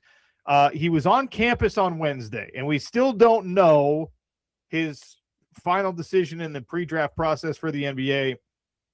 The projection has him in the second round. If he is drafted in the second round, there's still a chance he would play at Utah in the 2026-2027 season. I don't know how that works, if I'm being honest. The reason why, from what I read here, the reason why there's still a decent chance he does that is because that's a non-guaranteed contract, and he might just say no thanks. Yeah, he might just say no thanks. I'll keep playing. I don't know how that particular part works. Like I don't know that draftees really have that much say in the whole thing, but at least from what I'm reading, he is the only way that Yakov is guaranteed not to play at Utah next year is if gets a guaranteed contract in the NBA, guaranteed roster spot in the NBA, first round pick, or some kind of undrafted free agent guaranteed spot type of thing, which seems unlikely at this point. So it's a complicated NBA draft process for him, but he did visit campus. He took pictures. He seems to be preparing as if he's going to be on the Runnin' Utes roster this year. But something to watch, especially as we get to the NBA draft next week. We haven't had a chance to get to this so far this week. I've had it on the daily dump list for, I don't know, a few days now. We've seen stadium improvement projects locally, right? Obviously, Rice-Eccles Stadium got the south end zone facelift not so long ago, and beautiful, lovely, incredible. And I know that those things are pricey. You get the new video board. You get, this insane amount of concrete work and VIP seating and fireplaces, gas fireplaces, all this great stuff. It's great. It's wonderful. And sometimes you just got to pay for that. Florida, the University of Florida, is going to upgrade one of the most iconic stadiums in all of college football, the Swamp, Ben Hill Griffin Stadium. Did you know that was the official name of the stadium, James? I did, actually, but not until a couple years ago. So probably not until Utah played them for the first time. I did not know it had an official name like that. So the Swamp, they've been talking about improving the Swamp, and kind of the same thing you see in here with everything, with every single stadium project that happens. Oh, we need more premium seating. Oh, we need to take advantage of some stuff that's more down, that closer to field level, some bunker suites, I think they like to call them. And they wanted to add premium seating. We got to try to improve our parking situation, our handicap access, the bathrooms, concessions, all of that stuff, right? This is not a tear down and rebuild, but they're going to improve the stadium. And the first bid that they were talking about voting and approving was somewhere $300-400 million, which is insanely expensive, but kind of what you expect. Reports this week indicate that the final number that the Florida provosts and company are approving to upgrade the Swamp, give it a facelift, is now $1.45 billion. Not for a new stadium, for improvements on the iconic old stadium. And they're trying to play this balancing game where you do make it a little bit more modern, a little bit fresher, but you don't compromise any of the classic character of the Swamp, which I will admit is a very delicate needle to thread and probably very difficult. And anything that's difficult usually requires a little bit more money. But a lot of that is just seems like it should just be designed. In any case, $1.45 billion for stadium improvements, not a brand new stadium, is just disgusting. It's insane. It doesn't even make sense. You can build a new stadium for that. South Florida, down the road from Florida, is building a brand new stadium. I mean, a quarter of the capacity of the Swamp, but they're building a brand new stadium for a quarter of the price. Like ripping down the other stuff, building something new for much less than half of this. This, James, reeks of like mob money laundering. If it gets funneled back into players and that's how you're paying for your NIL, maybe, I don't know, $1.45 billion to upgrade an old stadium feels like something fishy to me. And it's probably, I don't know, you were the one that was reading the reports about this. I haven't read any of them, but it seems to me like it's probably some public funding, not only because they're a public university, but like even more than that, like we see at professional stadiums, I would guess, right? Some kind of raising in local taxes, you would think, for something to be able to get that much money for something like this. Speaking of what they're trying to do, because the Swamp is such an old building and it has so much of that charm and history of the oldness with it, right? It reminds me of some of the old baseball stadiums. Fenway Park has threaded this needle over the last 20 years, trying to upgrade its amenities while also keeping it the old ballpark that's been around for over almost 120 years. And Wrigley Field's done the same thing with the Cubs' recent change in ownership. Not all that recent anymore, but their current ownership has done a lot of that too. It makes you wonder, like, did these guys consult those baseball stadiums? Because those are the only ones that you can really compare and say, how do you do this? I have no idea who they consulted. I'm looking at it's the company associated. Maybe we can look this up for the Fenway Park and whatnot. The company is it's Manhattan Construction. Okay. Manhattan Construction Group and Hunt Construction Group will serve as the management teams. Interesting. Okay. Expanded concourses, improved concessions and restrooms, enhanced accessibility, upgraded technology infrastructure, improved video and audio systems, and expanded premium hospitality areas. This is about $500 million more expensive than any renovation project has ever been. And they're doing it at the Swamp. It's supposed to begin after this season and be completed in 2030. So have fun with the Swamp being under construction. They're going to keep the capacity the same, it sounds like. Okay. Roughly just under 90,000 people. Oh, you know what? That actually reminds me of another bulletin board thing that at least fans glommed onto. Speaking of Florida, remember Little Ass Stadium? Yeah. When Florida visited Utah a couple years ago. Bryson Barnes, first play, what was that, a 70-yard touchdown pass to Money Parks, that game? What a great way to start that game. And actually ended up being like you needed that touchdown in order to make sure you won that game. There was like one other touchdown or something crazy like that. All right, before we take a break here after the Daily Dump, leaderboard update at the U.S. Open. Shinnecock Hills has been historically an incredibly difficult course for these players to play, especially in the U.S. Open setup. Celebrate Father's Day at Uinta Golf. Get dad dialed in with Ping Scottsdale Tech putters. The new mallets introduce IQ technology. Oh, I like that. IQ alignment technology. It's EYEQ, not just IQ. See? IQ alignment technology. Each model improves your focus to sink more putts. Uinta Golf by Worldwide Golf. Get there all up and down the Wasatch Front. James, what does the leaderboard look like right now? It probably wouldn't surprise you to hear that the marketing team consulted me on that copy there. They're like, IQ. We need some puns. Wyndham Clark, not the hotel chain. He's a great pro golfer. He's your leader at 7 under. 7 under, OC. After all that talk about how hard this course is, he's making it look so easy. He went 1 under today even. So he improved his score after almost a record-setting round.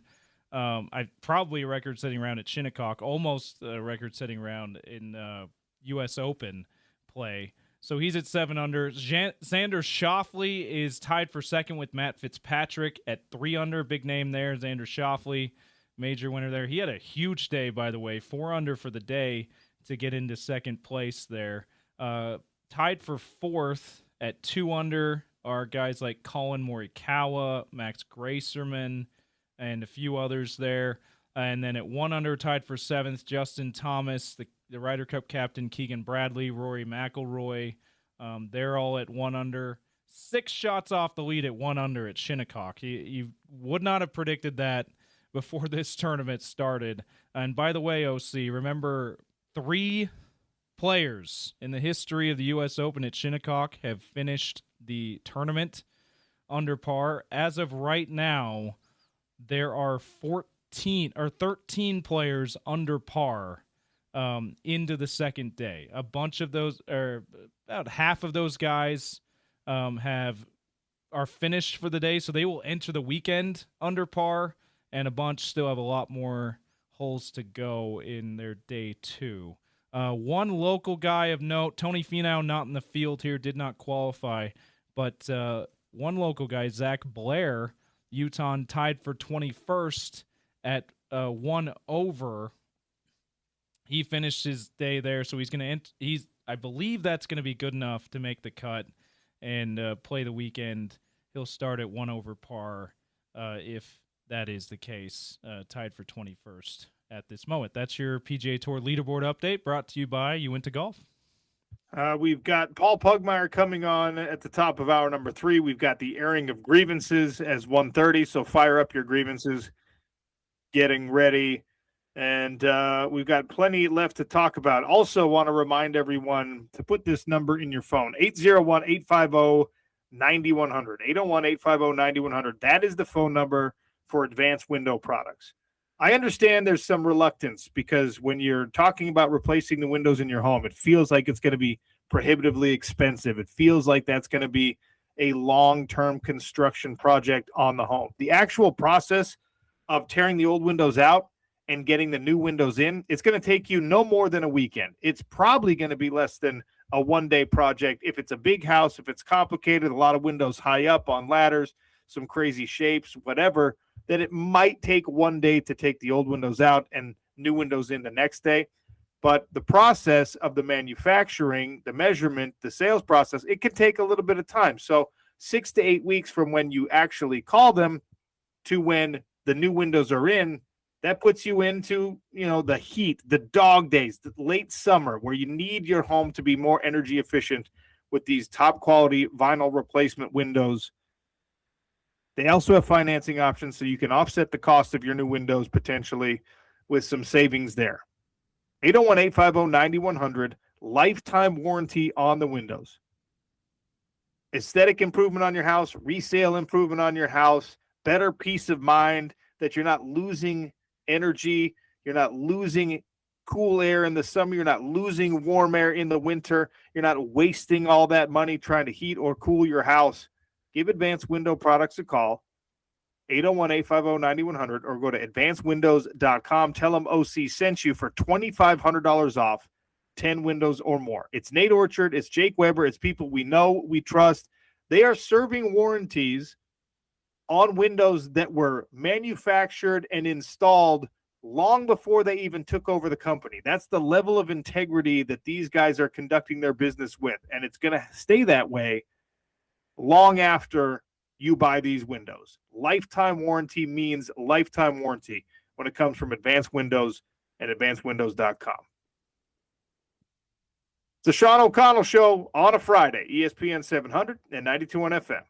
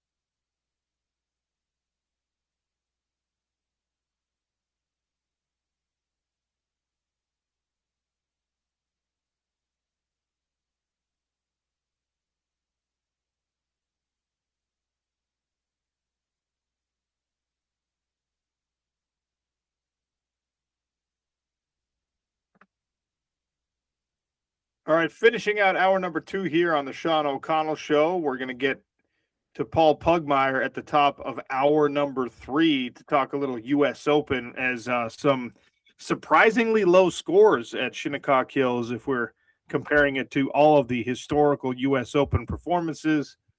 Wyndham Clark right now on pace to set the all-time under par record for a U.S. Open at Shinnecock Hills, but plenty of golf left to be played. Some news from the National Hockey League. Jonathan Toews, 3-time Stanley Cup champion. He also won 2 Olympic gold medals, has decided to retire at 38 years of age. He's had some struggles recently. He was out of the game for a couple of seasons because of long COVID and crazy autoimmune issues that were going on. But played for his hometown Winnipeg Jets this last season after a career 15 seasons with the Chicago Blackhawks. They won the Cup in 2010, 2013, 2015. He won the Conn Smythe Trophy in 2010 in that series. And Jonathan Toews is out. He is retiring from professional hockey after a very long and decorated career. Not without controversy, but 38 years of age, he's hanging it up. And to me, this feels a little bit like Alex Smith. Remember Alex Smith? He went through the process, the rehab process of getting himself, after that gruesome leg injury, after that devastating leg break and the surgeries and the infection and the more surgeries and things like that, rather than just hanging it up and retiring there, it's like he had to prove to himself that he could do it. And Jonathan Toews kind of did the same thing, where it was not a leg break. It wasn't an orthopedic injury. It was, his body shutting down. It was long COVID. It was all that stuff. And he battled back, got himself back on the ice for a final season, ended up scoring 29 points, 11 goals, 18 assists in this season. And he appeared in all 82 games. And it's like he just needed to prove to himself he could do that, is kind of the impression that I get, which I think is exactly how it went for Alex Smith, where he just needed to prove that he could get back on a football field. I mean, he had a drop foot effectively. His leg didn't work the same way, and he still got back in, and he still played professional football. And it's like once he had proven to himself that he was capable of doing that, he's like, all right, now I'm satisfied. Now I'm done. I get that this last season was sort of that for Jonathan Toews. And after a decorated career, he's hanging it up with plenty of hardware. 3 Stanley Cups, 2 Olympic gold medals, and a Conn Smythe Trophy as playoff MVP from all the way back in 2010. So another one of the league's kind of greats from that Sidney Crosby, Ovechkin generation. They're finishing it out. They're wrapping it up. They're letting the guard change. Still no official word on some of the bigger names in that class, so to speak, and whether or not we'll see them in the 2026-2027 season. But Blackhawks fans, and I guess to a smaller extent Winnipeg Jets fans, will be bidding a fond farewell to Jonathan Toews after a decorated career. OC Brian from Salt Lake, we were talking about names that you got to know that the kid's going to be huge if you if you name him that as a baby or nickname him, whatever. Brian from Salt Lake said he had one of the high school teams they played against had twins at fullback. Fullback's first name was Ram. The tailback twin was named Rod. Come on, Ram Brian. and Rod. Brian, I don't even believe that. I know that's too good to be true.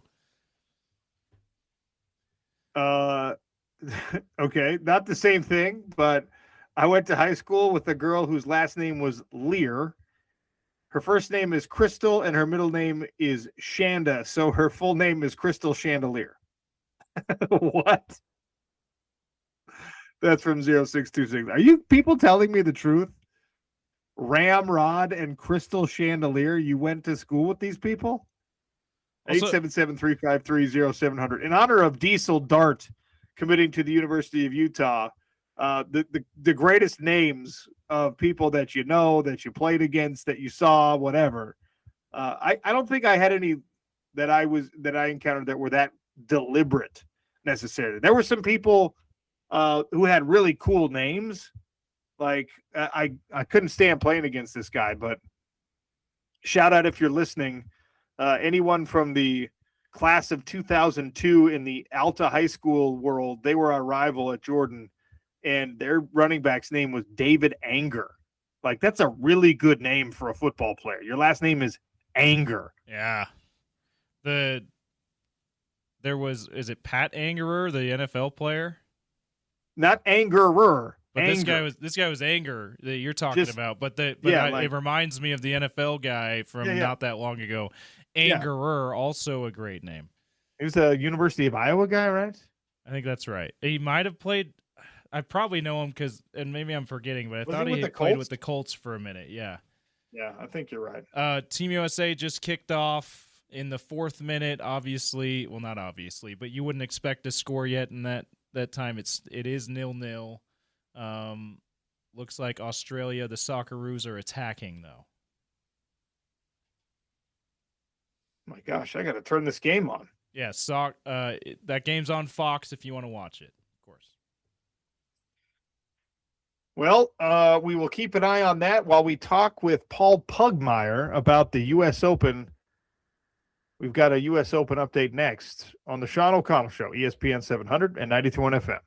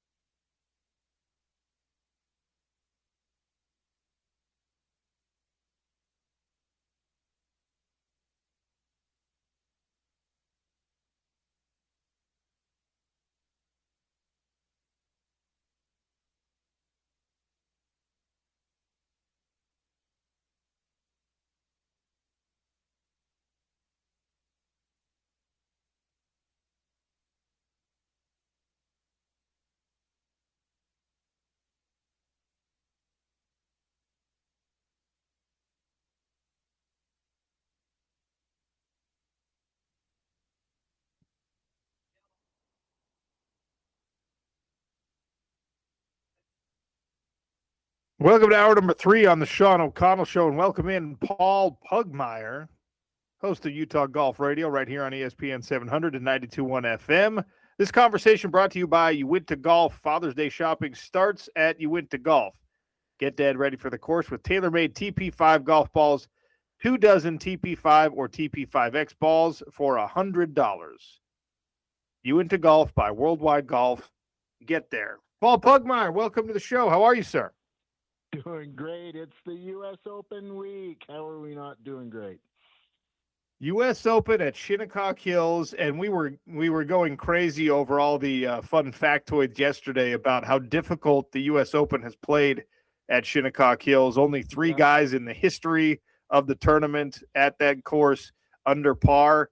But through 2 rounds, we've got guys right now that are overperforming history. They're outperforming the historical standard at Shinnecock Hills, especially Wyndham Clark, who turned in a record first round. Paul, is it the course layout? Despite the wind from yesterday, is it playing a little bit more friendly, or is this how it always goes, where people feel good after, Thursday and Friday, but then the weekend comes back to get them? What are we seeing? We're seeing a really talented player who has, in the last couple of years, dealt with some personal issues and kind of got his head straight, and we're seeing it. Wyndham Clark has won recently. He's had top 5s recently. He is a proven champion. He's a former U.S. Open winner, and he is coming in form. We also are seeing that through the luck of the draw, combined with some odd things that happened yesterday with the way they had a fog delay and then a weird weather pattern in the afternoon. Wyndham Clark got kind of lucky with playing when the wind was laying down. We'll see how it goes over the weekend, where he'll be playing later in the afternoon on both Saturday and Sunday. And what he's doing right now is absolutely historic, but he's far from done. We'll see where we are on Sunday evening. When you see the way that the first round was interrupted for Wyndham, right, with the darkness and coming back out, how much does that change a golfer's second round start, finishing out your first round, et cetera? I know it's not completely atypical, and it happens with weather delays all the time, but when we're talking about such a tough place, and a place that seemingly the weather changes so drastically over the course of a day, so it's like you're almost playing 2 different courses depending on the weather that day. How much does that affect these guys? It affects them. Yes, it does. But I'm going to see you and raise you just a little bit. I've been to Shinnecock, spent a little time there, and it's not just day to day. It can be hour to hour. The nature of the land, the location there on Long Island, exposed to the ocean on 2 sides. The weather can come from any direction. The wind can come from any direction. And there are some design features in the course that take advantage of that. It can be really, really difficult hour to hour and change hour to hour. That's the nature of Shinnecock and that location there on Long Island. But there's no question that Wyndham got to play when the wind was laying down yesterday. And so, okay, that's fine. That's the way the game goes. And he's doing some amazing things. What do we know about Jason Day being carted off yesterday after an injury? Yeah, I hope he's okay. I don't know any details on that. I will say this about Jason Day, and I want to do so in the context of immense respect. He's a major champion winner. He has been number 1 in the world golf rankings, but he has an element in his swing that creates a torsional stress that leads to injuries. And from his very earliest days, when he first emerged on the international scene, I thought, this is a swing that cannot survive without injury. And he has shown a bit of that over the years. He's had injuries. I hope nothing serious is happening to him now. You'll have to forgive me, Paul. I don't know a lot about Keith Mitchell, but he was up and down. Yeah, I guess it was down and up yesterday, the way you would probably talk about it from the trend of his golf game. Disastrous start to his round and then finished really strong.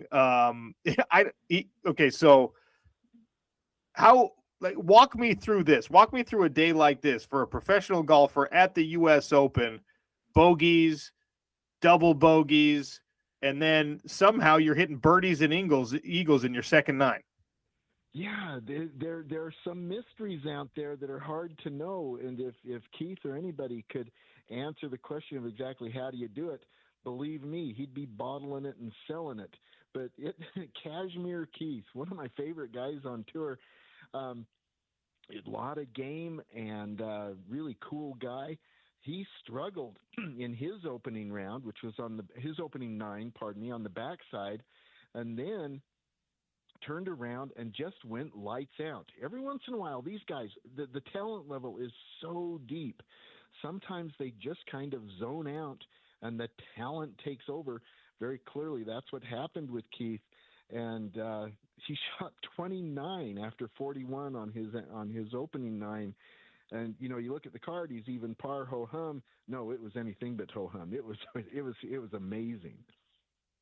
Yeah, pretty crazy round. And look, you had some guys with their second round today. Maybe they were quiet on day one. A couple of guys came roaring back up the leaderboard on the second day. And for someone like, what was it, Morikawa, I think, was 5 under today. Mm-hmm. Xander Schauffele had a great day. To what do you attribute the strong second rounds from those guys? Look at the top of the leaderboard and just start counting down from Wyndham Clark down the top. And what you get is major winner, major winner, major winner, major winner. There are 8 major winners in the top 10. What that shows is cream is rising to the top. And that is Shinnecock. Shinnecock demands the very best, and it is only the very best who will emerge. And so this is the one thing that I absolutely expected going into this U.S. Open, is that Shinnecock would force the very greatest, best players with a proven track record and a proven ability to withstand the cauldron of a major championship, in particular the U.S. Open. And so it is no accident, in my view, that what you see at the top of the leaderboard are major champions, U.S. Open winners, people who have proved they can walk this path. And so to your question of what makes them turn it on, they know who they are, they know they have that talent, and they step up and bring their game. It is not more complicated than the very best rise to the very hardest test. Zach Blair, even through 2 rounds, if I'm not mistaken. Yeah. He carded a +1 today, maybe. What do you make of his chances? Because it feels like this course is in some ways unforgiving, but because it's equally hard on everybody, maybe you can climb if you have a couple of good rounds this weekend. It's equally hard on everybody. That's a very good point, and equally demanding of everybody. But look, we all know Zach, and we love him. We've been following him since he was a little kid. This guy has talent. This guy has game, and there are 2 things in particular about Zach Blair's game that match up well with Shinnecock. Number one, he keeps the ball in front of him. He keeps the ball in play. Shinnecock, people will talk about the wide fairways. Yeah, they're wide. They also are sloped and contoured, and there's a lot of crosswind going on at Shinnecock. And the difference between being on the fairway and slightly off the fairway can be catastrophic. Zach Blair keeps the ball in play. He keeps the ball in front of him, number one. Number two, he is a superlative, world-class, elite wedge player. He is one of the best walking the planet with a wedge in his hand.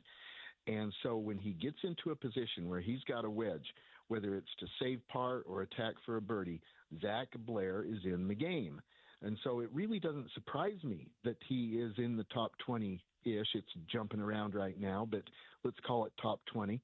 Doesn't really surprise me that he is there. As demanding as Shinnecock is, this is a guy who has characteristics that match up well with the course. All right, so who's still within striking distance, given what Wyndham Clark has done to pull himself away from the rest of the leaders so far? Who is still within striking distance as we get into the weekend?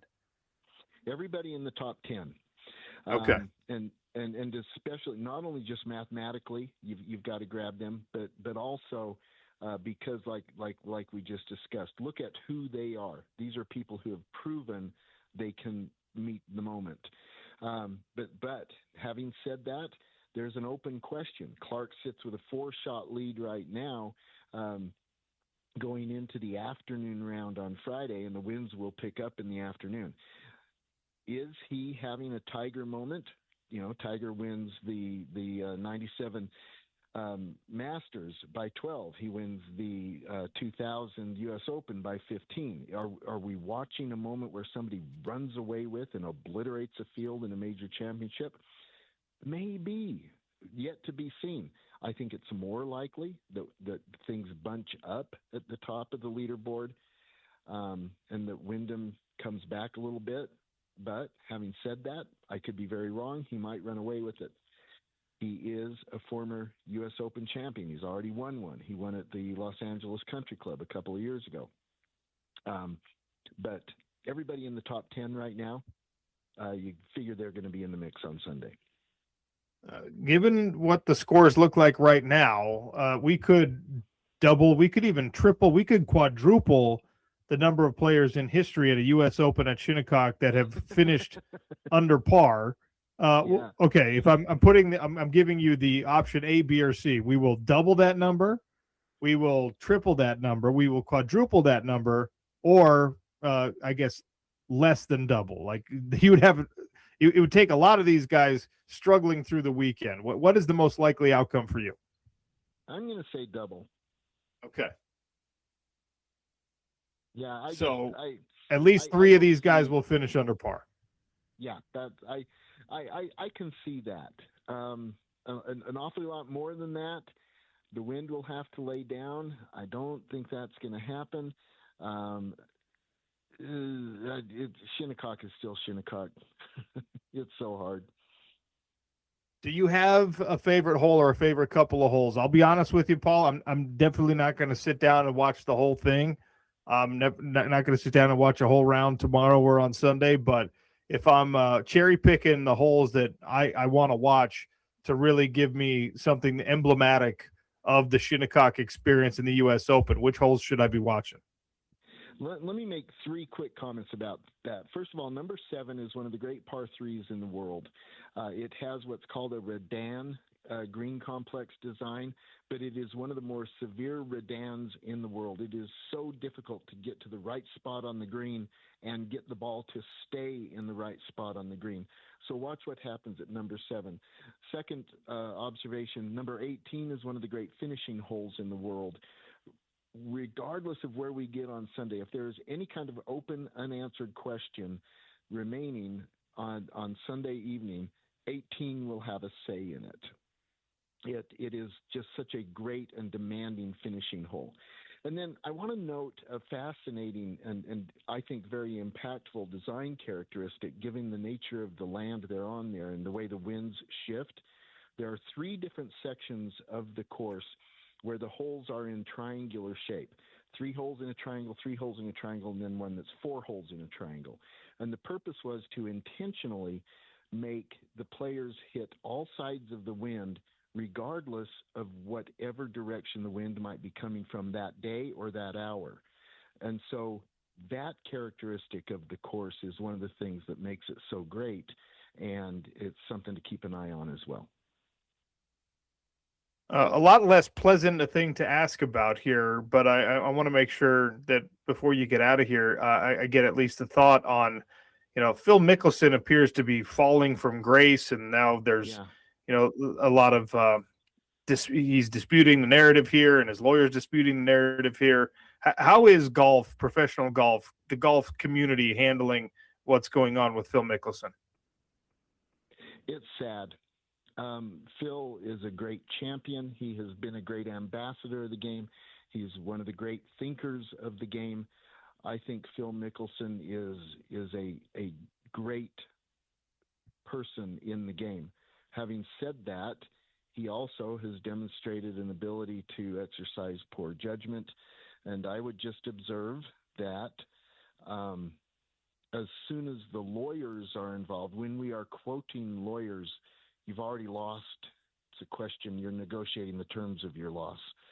And I'm afraid that might be where we are with Phil. It is so sad to me that one of the great people in the game, historically, will now have this big asterisk on his legacy. I'm just sad about it. It's unfortunate to see whenever the great athletes, the great achievers in any sport, fall from that pedestal that we put them on. Back to the U.S. Open before I let you go. Wyndham Clark or the field, if you had to take one heading in with a four-stroke lead into Saturday and Sunday, what you taking?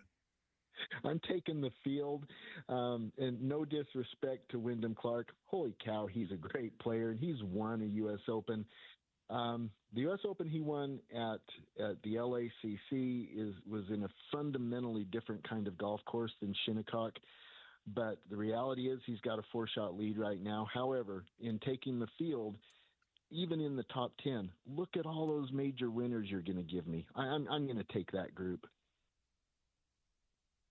Paul Pugmire, you can hear him on Utah Golf Radio right here on ESPN 700 and 92.1 FM, 8 to 10 a.m. on Saturday mornings, powered by T-Box.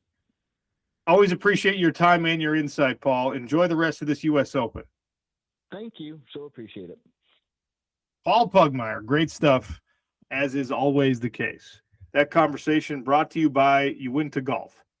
Father's Day shopping starts and ends at Uinta Golf. Those tailor-made TP5 golf balls are right now 2 dozen for the TP5 or the TP5X for $100. Uinta Golf by Worldwide Golf. Get there. OC, we have an update. We have a score in the U.S. men's national team versus Australia in Seattle. U.S. 1, Aussies 0, an own goal, a deflection off of an Aussie player into the back of the net for Team USA. So USA, let's go. 1-0. They're in the 27th minute. Yes. Yeah, 27th minute, USA up 1-0. And a really cool guy with a funny American flag hat on. So let's go, baby.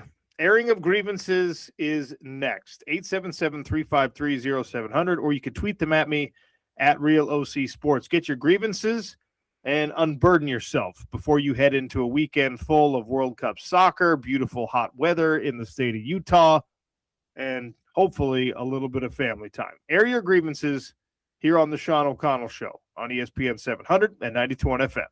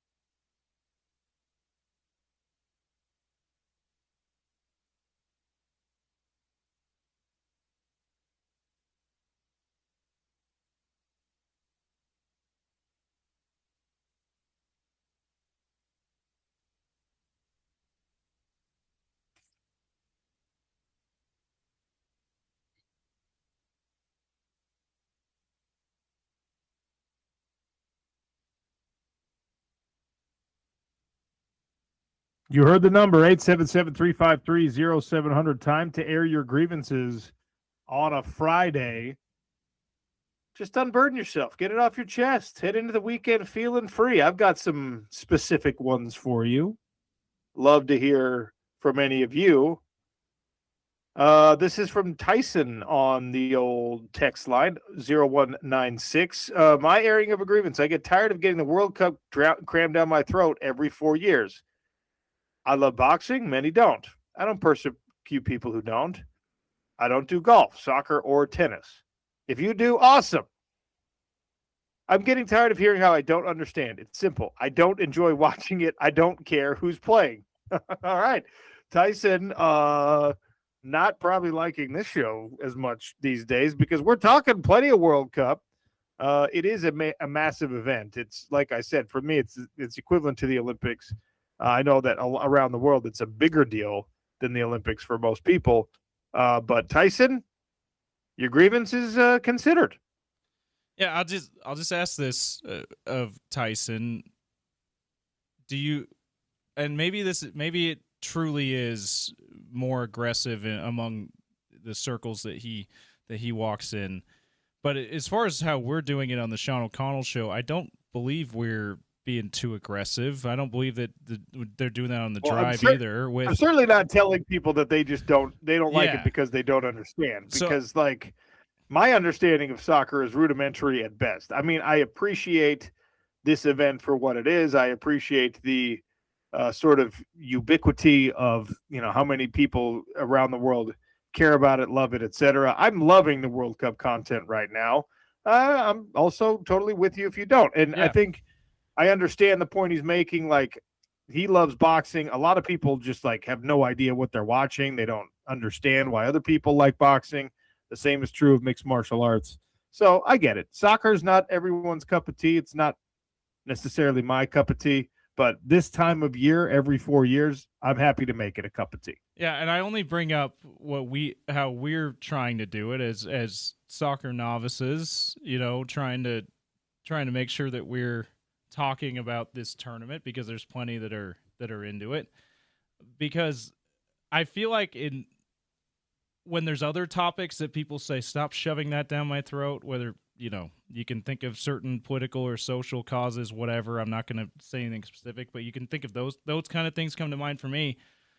A lot of times when people say that's being shoved down their throat, it's just people are just talking about it. They're not necessarily forcing you to care about it. It's just being talked about. So I just wonder, are we being a little too sensitive about people just talking about how cool this is being in America, or are there people really being way too aggressive, being like, why don't you just understand the way that he said it, which I'm sure that's the case because he went out of his way to say it that way.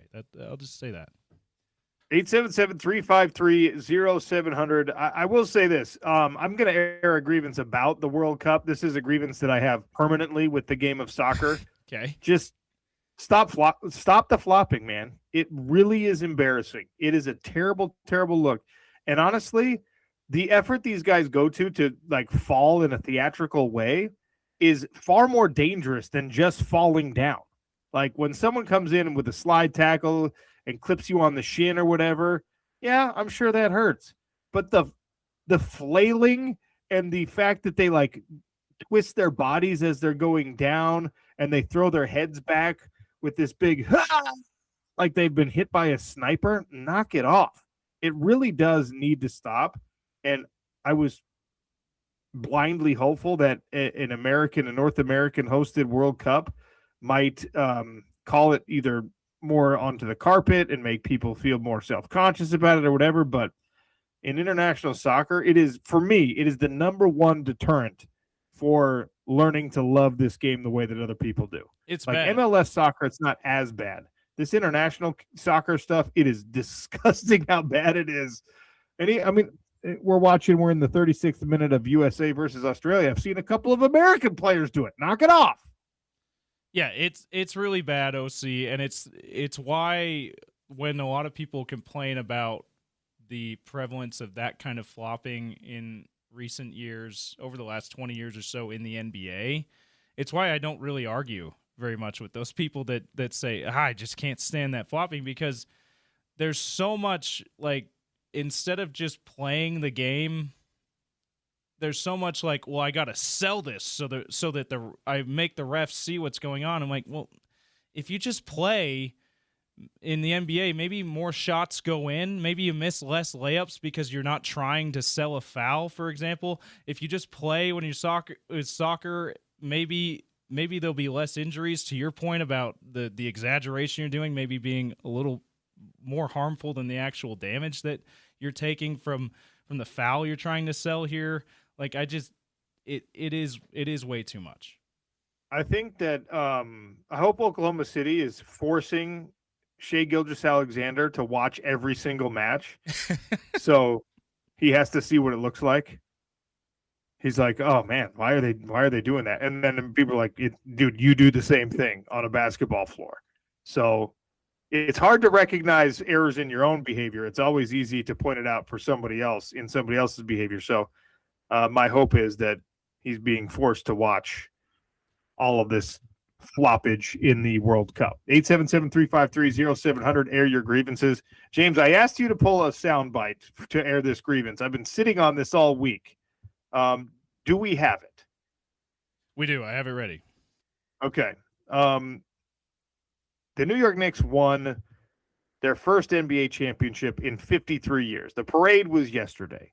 The finals MVP was Jalen Brunson, who looked incredible throughout the playoffs, had a great series in the finals as well. Obviously, he was named finals MVP, like I just mentioned.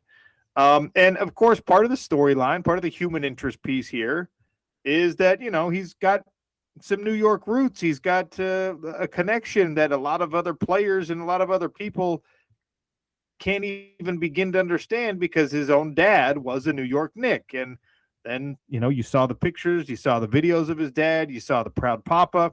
Well, here's a piece of sound, and then I'll air my grievance. But just take a listen to Rick Brunson, the dad, and to Jalen Brunson.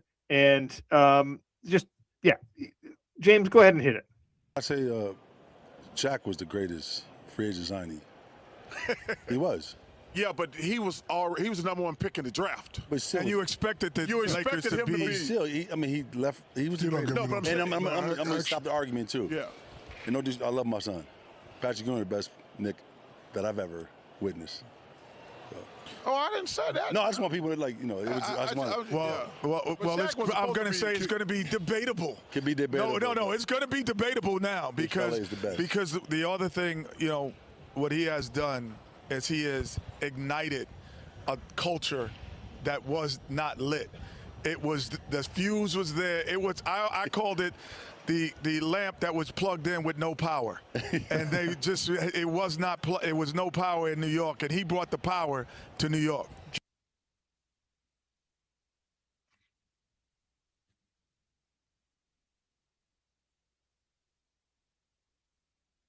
If you want to clarify that someone besides your own son who just won a championship, who just accomplished something that my own beloved childhood favorite player was unable to accomplish, and you as the dad want to point out that, don't give my guy too much credit here. Don't give my own son too much credit here. The greatest Knick is Patrick. That I have a significant grievance with that. If you almost did it, if you almost won the championship, if you almost were the guy who pushed this franchise over a hump that Patrick Ewing never got them over, then fine. When somebody forces you into a corner and asks you and makes you, like, you could tell the truth. Even then, you should lie and just say, my son is the best one. But I got a real grievance with dad making sure that everybody knows that even after what his son did, he's not the best Knick. Like, I didn't have sports dad like this growing up. My dad is just like, he's a nerd. He's an academic. He's someone that enjoyed watching us play sports, but didn't really care if we were good or bad or whatever. And I never had that thing where your dad was always like, oh, yeah, you better do better. You better score 3 touchdowns next time. You better hit 2 home runs next time. What do you got to do to get dad's approval here? If you're Jalen Brunson, I have a grievance with this, James. Yeah, and he also, there's 2 different ways he didn't really try to prop his son up when everyone else was doing it. And the first way I don't necessarily agree with, but what we caught at the beginning there was inside the NBA, people on that panel were talking about Jalen Brunson is the greatest free agent signing in NBA history, and he decided to say, it's not Jalen, it's Shaq, because he was a free agent when he went to the Lakers. And so he pushed his son aside there, too, in this conversation. And then he goes in and says, and he's also not the greatest Nick, by the way. That's my former teammate, Patrick Ewing. So, yeah, it feels a little unnecessary for him to do that in his son's big moment. I hate it. I mean, I cannot stand that his dad did this. To me, that is truly terrible. I mean, I'm sure, like, I have no context. He's probably a good dad. They're probably have a great relationship. Whatever. But man, in the moment, on television, high profile spot, you're just like, hey, just so you guys know, it's Patrick Ewing. It's not my son. Grievance. Well, this is the same guy, by the way, who days earlier when Stephon Castle decided to get in Jalen Brunson's face and do a little trash talk and make it a little physical there at game 2, went all the way, saw that, and must have thought Jalen Brunson was still 9 years old and getting a little scuffle on the playground, because he walked all the way down from the Knicks bench to stand right next to Mitch Johnson, basically, on the Spurs bench to try to say, don't talk to my son like that. That's the same guy who said, well, my son's actually not as great as you guys are saying he is.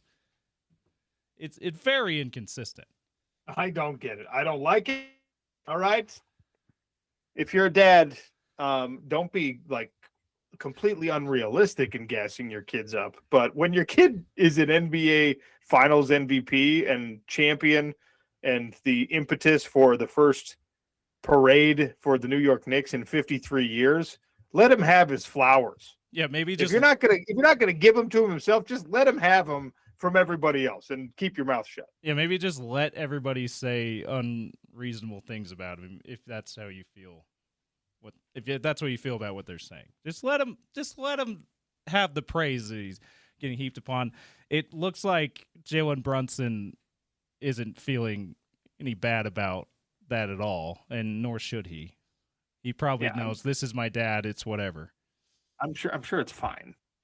Right. I grew up with some people who had like the hardcore sports dads, and it just became comical to me how impossible it was for them to gain their father's approval when they were like the best baseball player or they had the most monster football game, and their dad would just be like, well, you should have done this. It's like, what do you never did that. Shut up, man. Like, I remember being this arrogant 17-year-old just being like, why are you saying that to my friend? He's better than you were at this game. Yeah. But, that's just. You and me both, thankfully, we did not have parents that were that way with us in sports. But you know what? On the other side, OC, maybe that's why I didn't make my varsity team and you didn't go as far in football as you thought you did. But you did it in MMA, though, so I don't know. I guess. I don't know. I think maybe that's why I had to choose MMA because, MMA hasn't been around long enough for there to be the annoying sports dads in MMA. Yeah. Like my generation is the first annoying sports dads in MMA. The guys that were older than me, like there were no people old enough to be my dad that were MMA fighters or champions, except I guess Randy Couture. So literally one. Yeah. There's like one guy that could have been an annoying sports dad. By the way, his son also was a fighter and ended up with pretty accomplished as a fighter, but I don't think he was the annoying kind. Update in U.S. Men's National Team World Cup against Australia. They had a goal momentarily called back. VAR check.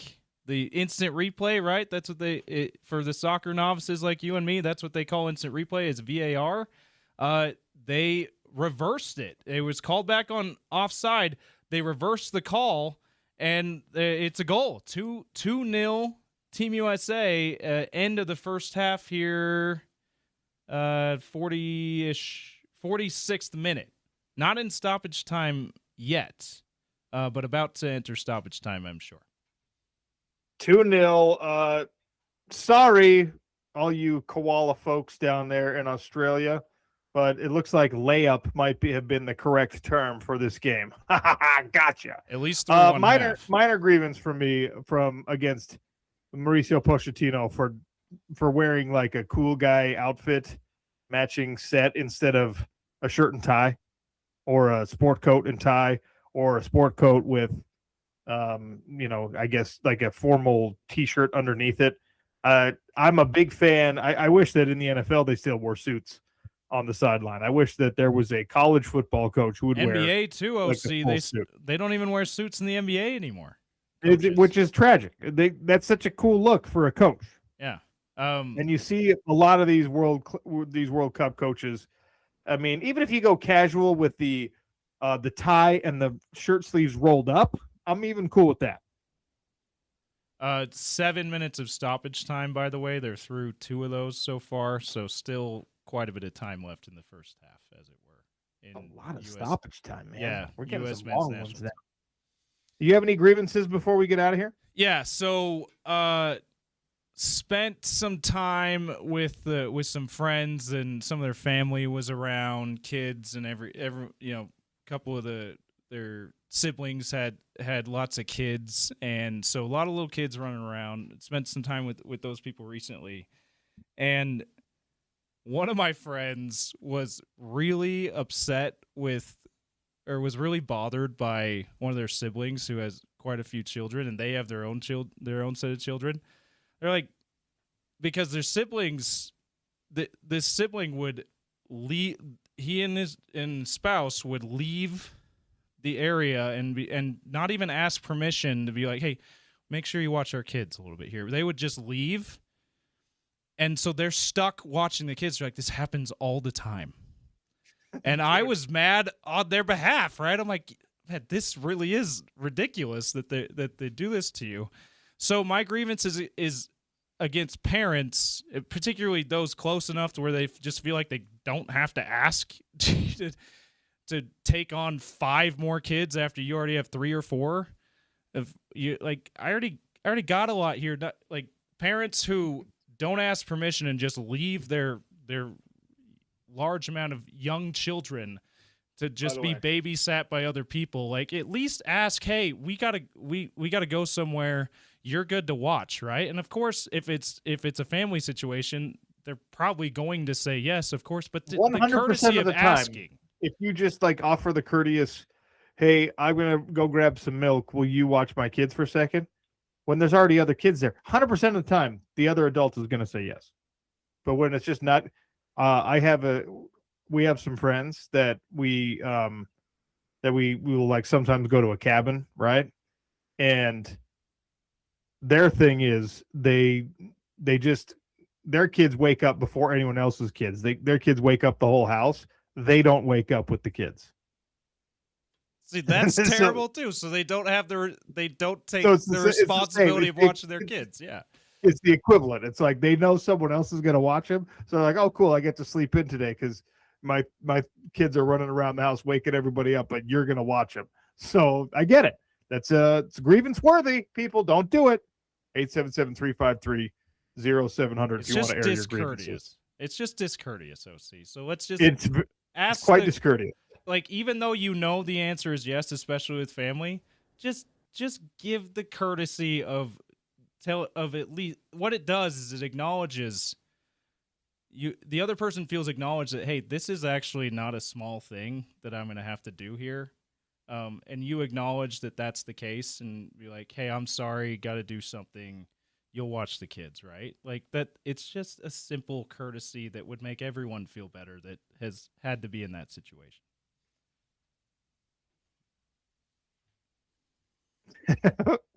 3061 says Mauricio Pochettino is wearing a Dickies janitor shirt.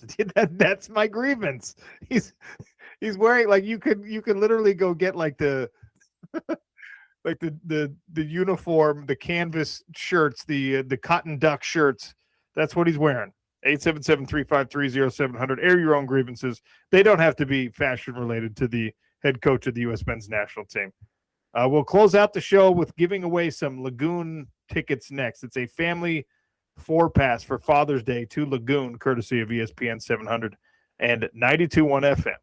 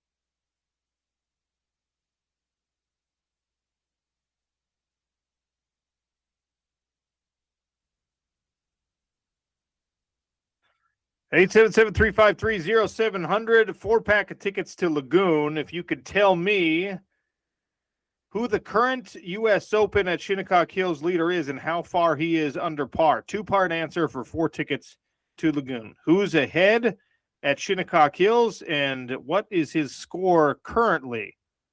He's on pace for a Shinnecock Hills U.S. Open record. Hint, hint. 877-353-0700. As we wrap up the Sean O'Connell Show with some crosstalk brought to you by our friends at Advanced Window Products, 801-850-9100, $2,500 off, 10 windows or more. Spence Checketts in the drive coming up next. Spence, do you have any grievances you want to air? You doing okay, bud? I just want to check in on you. Doing great. Okay, good. I heard you talking about parents who leave their children without asking anybody to watch them. I don't know if this is a grievance. So let's just be honest about something. Not all babies are very cute. So, like, don't show me your baby picture if your kid is super ugly, because it's really hard to, like, mask that. I don't know if it's a grievance per se, but have you ever had like a friend or a family member like, hey, we just had a kid, and you're like, well, he screwed the rest of his life because that's not a good looking kid. I don't want to see the baby pics because not all kids are good looking. I'm on the opposite end of that spectrum because I even like ugly babies. So, like, show me the picture of your ugly baby, and I'm going to acknowledge in my head, well, that's an ugly baby, but I still want to see the picture. Yeah, I'm not saying you dislike the child. I'm just saying, like, you feel bad that that's what they're working with the rest of their life. But, like babies, ugly babies are kind of like bulldog puppies. They're so ugly, they're cute, No, That's man. kind of how it is. No. I mean, like, ugly is ugly, but good luck, raising the kid. I very much like children in my ecosystem. I'm a father. I'm Uncle Spence to like 2021 children, but I don't really care to like hang out with other people's kids. I think it's fair. It's a little awkward, especially the least surprising thing ever. Especially if there's no childcare involved. Like, I can't be responsible. These young children are just essentially dumb people that don't know how to survive. So, it's on you to make sure they're alive. So we were talking about Utah football commit Diesel Dart earlier on the show today. All right. Mm-hmm. And it's like Brandon Dart. He was a college football player. I don't know what his wife was like, but so you got a 50% chance if your dad's a D1 athlete that you're going to be a pretty good athlete. It's still a risk to be naming your kid Diesel. Okay. It just is. Yeah, it is. Did you grow up with anyone that had one of those very like Utah names like Tank, Diesel? We were talking about Hans Olsen's kid Rock, where like that one, there was a pretty high percentage move. But I know a couple of different Diesels. Bronco Mendenhall's kids all have like these crazy, like cool masculine names. And you're really, it's a risk you're taking. All right. They got to live up to that. In Diesel Dart's case, he's fine. Did you grow up with anyone where you're just like, wow, that was a choice to have your kid named like, I don't know, Flash Gordon when they were a big fat slow kid? No, like for me, it was the opposite end where it's like the kids I played basketball with in Connecticut, it's like Finn and Chip. And it's like, you're going to be in finance, Noah, Liam and such. Not future football players, but future probably dishonest hedge fund managers is the ecosystem I grew up in. Wade. Like, remember the guy like Hercules Mataafa that played for Washington? Your name is Hercules. I guess if you're Polynesian, again, you're probably okay taking that risk. But if you're naming your kid Hercules and your kid ends up being like, I don't know, small, then you've really kind of hurt them for the rest of their life. Yeah, they kind of only have one pathway, and if they don't end up like fulfilling that pathway, maybe changing the name is the way to go. But yeah, Diesel, his true first full name is Diesel? I believe so. All right. Yeah, ultimately you're slotted in. You're a football player, or else you're probably going to be changing your name.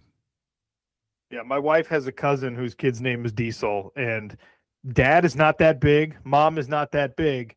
Kid somehow turned out to be pretty darn big.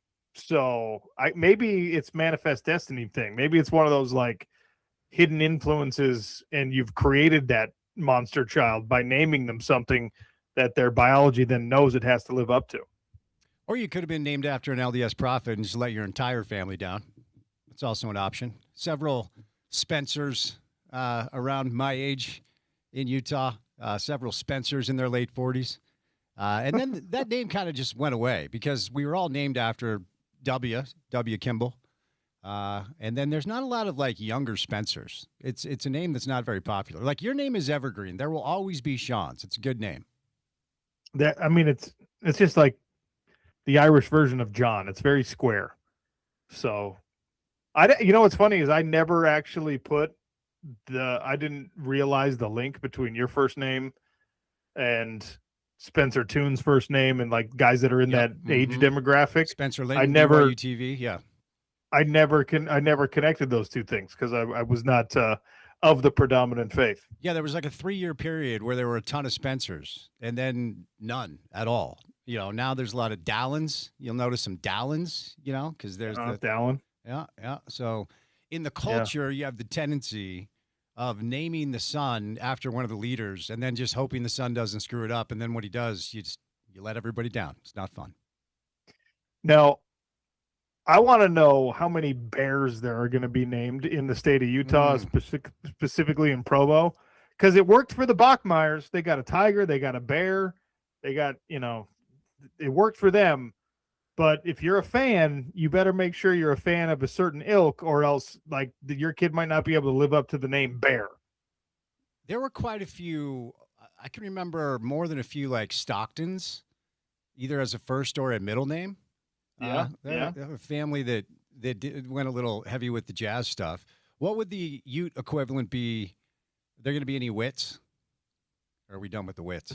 I think we're probably done with the Wits. Okay. Look, Morgan it's a great gender neutral name too. It is. So if Morgan lives up to what he can be and what we think, then there might be a lot of Morgans.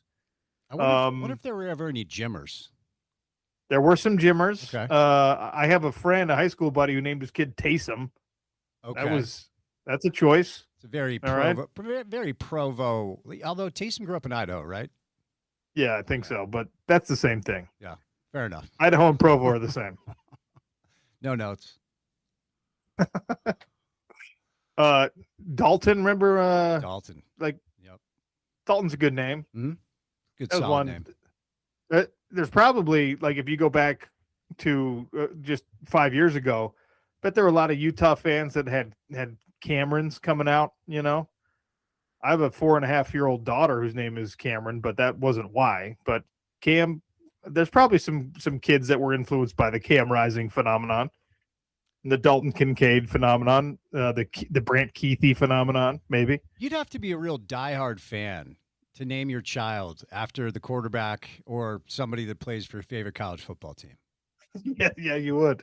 You would. But we love the fans. We need the fans. We enjoy the fans. Shaquille, the name Shaquille, there's a ton of Shaqs now. Yeah. The name Shaquille basically did not exist in American lexicon until Shaquille O'Neal. Did you know that? I did not know that. I am learning that in real time as of right now. Yeah. His parents basically invented the name Shaquille and popularized it because he's, a 7'2" monster. I feel like there's an inordinate amount of Kobe's now. If you hear the name Kobe quite a bit coming up. What was the influence for you in naming your daughters? Any background there? No, it was just finding names that my wife and I would agree on. Turns out we have opposite tastes in nearly everything, including the names of our children. So we just found the only names that we could agree on. My guess is she won out in the final tally. That's a good guess. Okay, good. Well, happy wife, Sean. Happy life. Proud of you. Yeah. Well, I got to attach the middle names to each of them. Okay. Well, that's not nothing. I mean, it makes you feel like you're part of the thing, so that's good. It's like the participation trophy. You can have the middle name, babe.